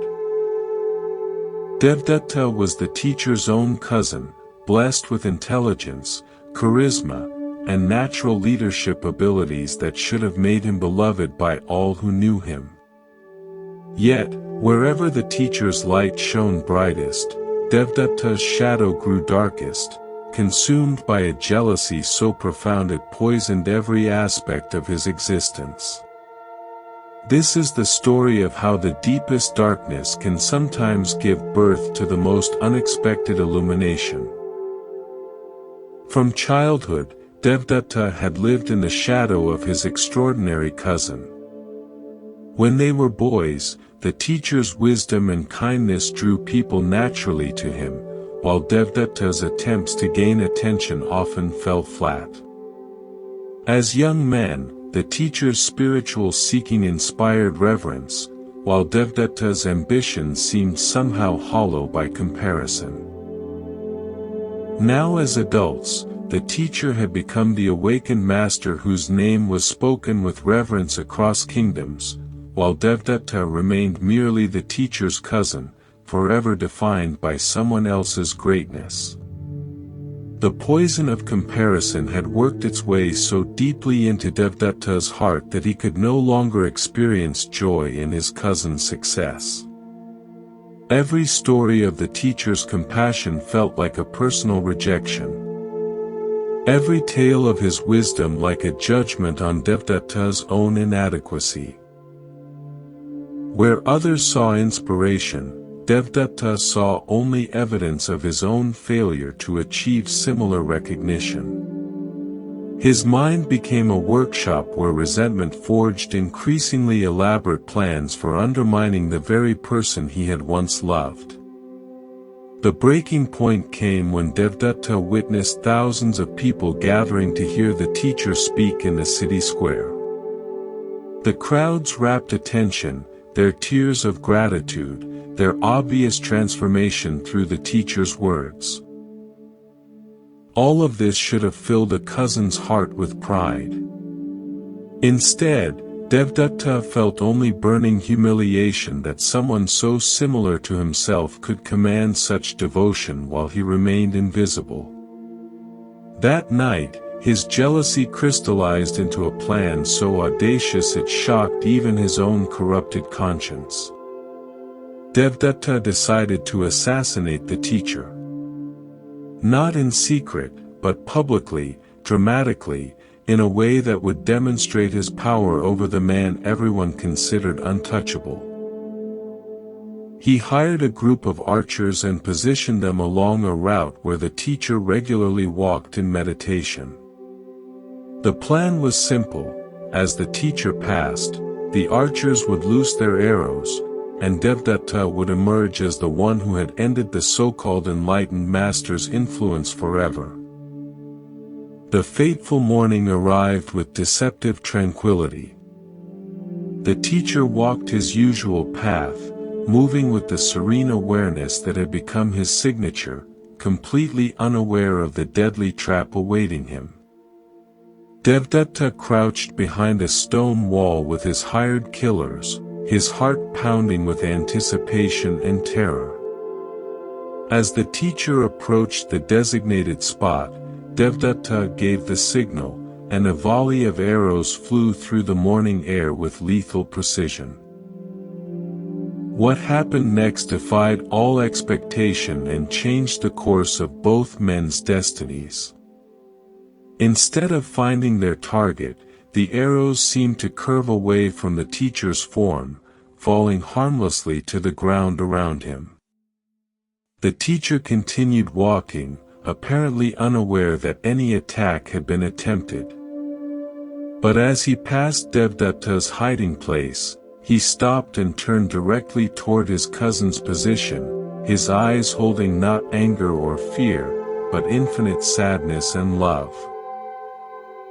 "Devdatta," the teacher called gently, his voice carrying clearly across the distance between them. "I know you are there. I know what you have tried to do. But I also know the pain that drives these actions. Come out, cousin. Let us speak as family once again."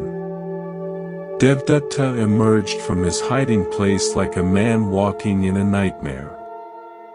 His carefully planned assassination had failed completely. His hired archers had fled in terror, and now he stood exposed before the very person he had tried to kill. Every emotion crashed through him at once: shame, rage, confusion, and beneath it all, a grief so profound he could barely stand. He expected condemnation, punishment, perhaps even retaliation. But the teacher's response shattered every assumption he had made about justice and revenge. The teacher approached his cousin with arms extended, not in defense but in invitation for an embrace. "My dear Devdatta," he said, his voice breaking with genuine sorrow. How much you must be suffering to attempt such an action. I see the pain behind your anger, the fear beneath your hatred. You have not become my enemy. You have become lost in your own darkness. This moment illuminates a profound spiritual teaching about the nature of evil and redemption.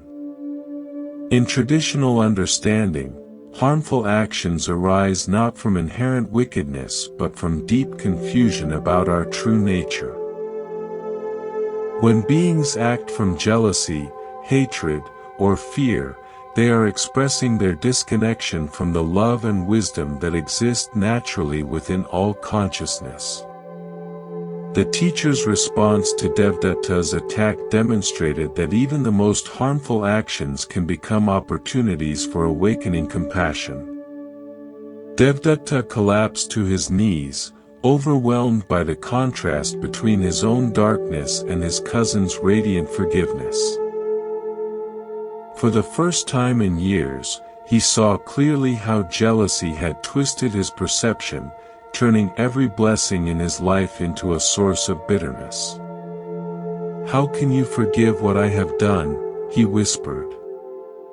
"How can you show love to someone who just tried to destroy you?"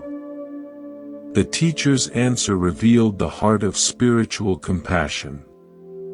"Because I see that you are not your worst actions," he replied. "You are not your jealousy, your hatred, or your confusion. These are clouds that have covered your essential nature, but they are not who you truly are. Just as the sun continues shining even when hidden by storms, your Buddha nature remains perfect beneath all this suffering." This teaching points to the understanding that no being is fundamentally evil. What we call evil actions are expressions of ignorance about our interconnected nature. When someone truly understands that harming others only harms themselves, when they recognize their essential unity with all life, destructive impulses naturally dissolve. Devdutta's transformation began not with punishment but with recognition of his inherent wholeness. In the days that followed, Devdutta underwent a profound transformation. The very intensity that had fueled his jealousy now powered his dedication to understanding and healing. He became one of the teacher's most devoted students. His former darkness serving as compost for unprecedented spiritual growth. His story became a teaching in itself, proof that the deepest shadows often contain the seeds of the brightest light. Years later, when Devdutta had become known for his wisdom and compassion, people would ask him about his transformation. "How did you change so completely?" they wondered. His answer always pointed to that moment when the teacher chose love over judgment. "I learned that we become what we are seen as." When someone sees the Buddha in you, even when you cannot see it yourself, that recognition calls forth what was always there waiting to be discovered. The last teaching. As the full moon cast silver light across the Sala grove where the teacher lay upon his final bed, disciples gathered from every corner of the known world to receive what they sensed would be their master's last teaching. For 45 years, he had shared wisdom that had transformed countless lives. But now his earthly body was preparing for its final transition. The air itself seemed to hold its breath as if all of creation was pausing to honor this moment of profound passage. Yet what would unfold in these final hours would prove more powerful than any teaching the teacher had ever given. Among the gathered disciples was Ananda, the teacher's faithful attendant for over 20 years, whose heart was breaking with the approaching loss. Tears flowed freely down his cheeks as he knelt beside the simple bed where his beloved teacher rested. "Master," Ananda whispered, his voice trembling with grief. "How can we continue without your guidance? Who will teach us when you are gone? What final wisdom can you share to sustain us through the darkness of your absence?" The teacher's eyes, though weakened by his body's decline, still sparkled with the gentle humor that had always characterized his teaching. He looked at the hundreds of devoted faces surrounding him, monks and nuns, lay people and nobles, all united in their love for the Dharma he had shared. "My dear friends," he said, his voice soft but clear. "You ask for my final teaching as if I have been withholding some secret wisdom for this moment. But the truth is, I have already given you everything you need." A murmur of confusion rippled through the assembly. How could this be their master's final teaching? Where was the profound revelation, the ultimate secret, the capstone wisdom that would complete their understanding? Sensing their bewilderment, the teacher smiled with infinite tenderness. "Listen carefully," he continued, "for this may be the most important thing you will ever hear. I am not your teacher. I have never been your teacher. You are your own teacher, and you always have been." The silence that followed was profound, broken only by the gentle rustling of leaves in the evening breeze. Many disciples looked stunned as if the foundation of their spiritual understanding had suddenly shifted beneath their feet. How could the teacher, the enlightened one, whose every word they had treasured, claim that he was not their teacher? The teacher's voice grew stronger as he continued his final lesson.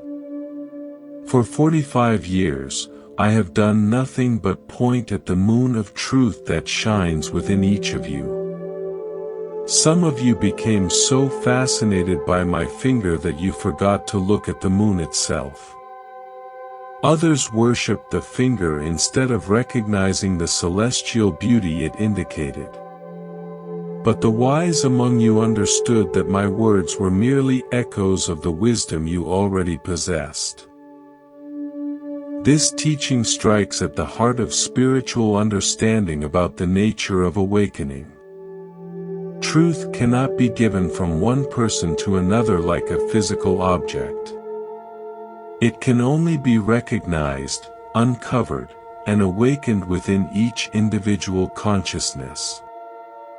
A teacher's role is not to pour wisdom into empty vessels, but to create conditions where students discover their own inherent completeness.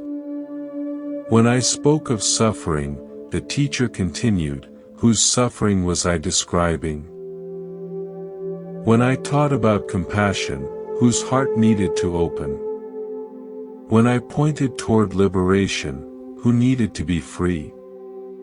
Every teaching was about you, by you, and for you. I was simply the mirror that reflected back your own deepest knowing. Young Rahula, the teacher's son, spoke up with tears in his voice. "But Father, without your guidance, how will we know if we are on the right path? How will we distinguish between true wisdom and mere opinion?" The teacher's response illuminated the essence of spiritual maturity. "My son, the same awareness that recognizes truth in my words is the awareness that can recognize truth anywhere. It is not different from your own Buddha nature. When you stop looking outside yourself for validation and start trusting the wisdom that guided you to spiritual seeking in the first place, you become your own perfect teacher. This has always been the goal, not to create followers, but to awaken Buddhas." The teaching continued as the teacher's breathing grew more labored, but his clarity remained perfect. Some of you will want to make statues of me, build temples in my honor, and turn my words into rigid doctrines. Others will argue about the correct interpretation of my teachings, and create elaborate hierarchies of spiritual authority. But remember this moment when I tell you that the truth needs no temples, the Dharma requires no priests, and awakening recognizes no external authority. This profound teaching points to the principle of spiritual independence. While teachers, communities, and practices can provide invaluable support, ultimate liberation comes from recognizing our own essential nature. Any teaching that increases dependence rather than fostering independence has missed the fundamental point. The goal is not to create eternal students, but to awaken inherent wisdom that needs no external confirmation. As the night deepened and the teacher's final moments approached, he offered one last gift to his devoted followers. When I am gone, do not mourn the loss of your teacher. Instead, celebrate the discovery of who you have always been. Every question you brought to me arose from your own wisdom. Every insight you gained through my teachings was your own recognition of truth. I was never separate from you. I was simply you wearing different robes. The assembled disciples felt something extraordinary occurring. Instead of feeling abandoned by their teacher's departure, they began to sense a profound empowerment. The wisdom they had attributed to the teacher's special awakening, they now recognized as their own birthright. The peace they had sought in his presence, they discovered was available in their own awareness. My final teaching is this, the teacher whispered as his eyes began to close. Be lamps unto yourselves. Trust the light that has always been shining within you. When you need guidance, look not to my words, but to your own deepest understanding. When you face difficulties, remember that the same awareness that appreciated my teachings is perfectly capable of navigating any challenge. As the teacher's breathing became imperceptible and his physical form grew still, something miraculous happened among his disciples. Instead of feeling lost and directionless, they felt more connected to their teacher than ever before. They realized that he had not left them. He had shown them where he had always been. In recognizing their own Buddha nature, they discovered that the teacher and student were and had always been one. The greatest teaching is the one that makes itself unnecessary. In his final moments, the teacher gave his students the ultimate gift, not more dependence, but complete freedom. He showed them that the wisdom they had been seeking outside themselves had been their own treasure all along. As our journey through these timeless teachings draws to a close, you've discovered something precious. Each story has revealed the same beautiful truth, that wisdom, peace, and happiness were never outside you, waiting to be found. They were always here in your own awareness, in your own heart. Whether you've listened actively or drifted into peaceful sleep, these ancient seeds of understanding will continue to grow within you. In the days ahead, you may find yourself remembering the farmer's ox, the empty bowl, or the teacher's final teaching at just the right moment. Trust these moments of recognition. Thank you for joining us at Monk's Temple. May you carry this peace wherever you go, knowing that the greatest treasure is the one you've always possessed. Rest well, dear friend.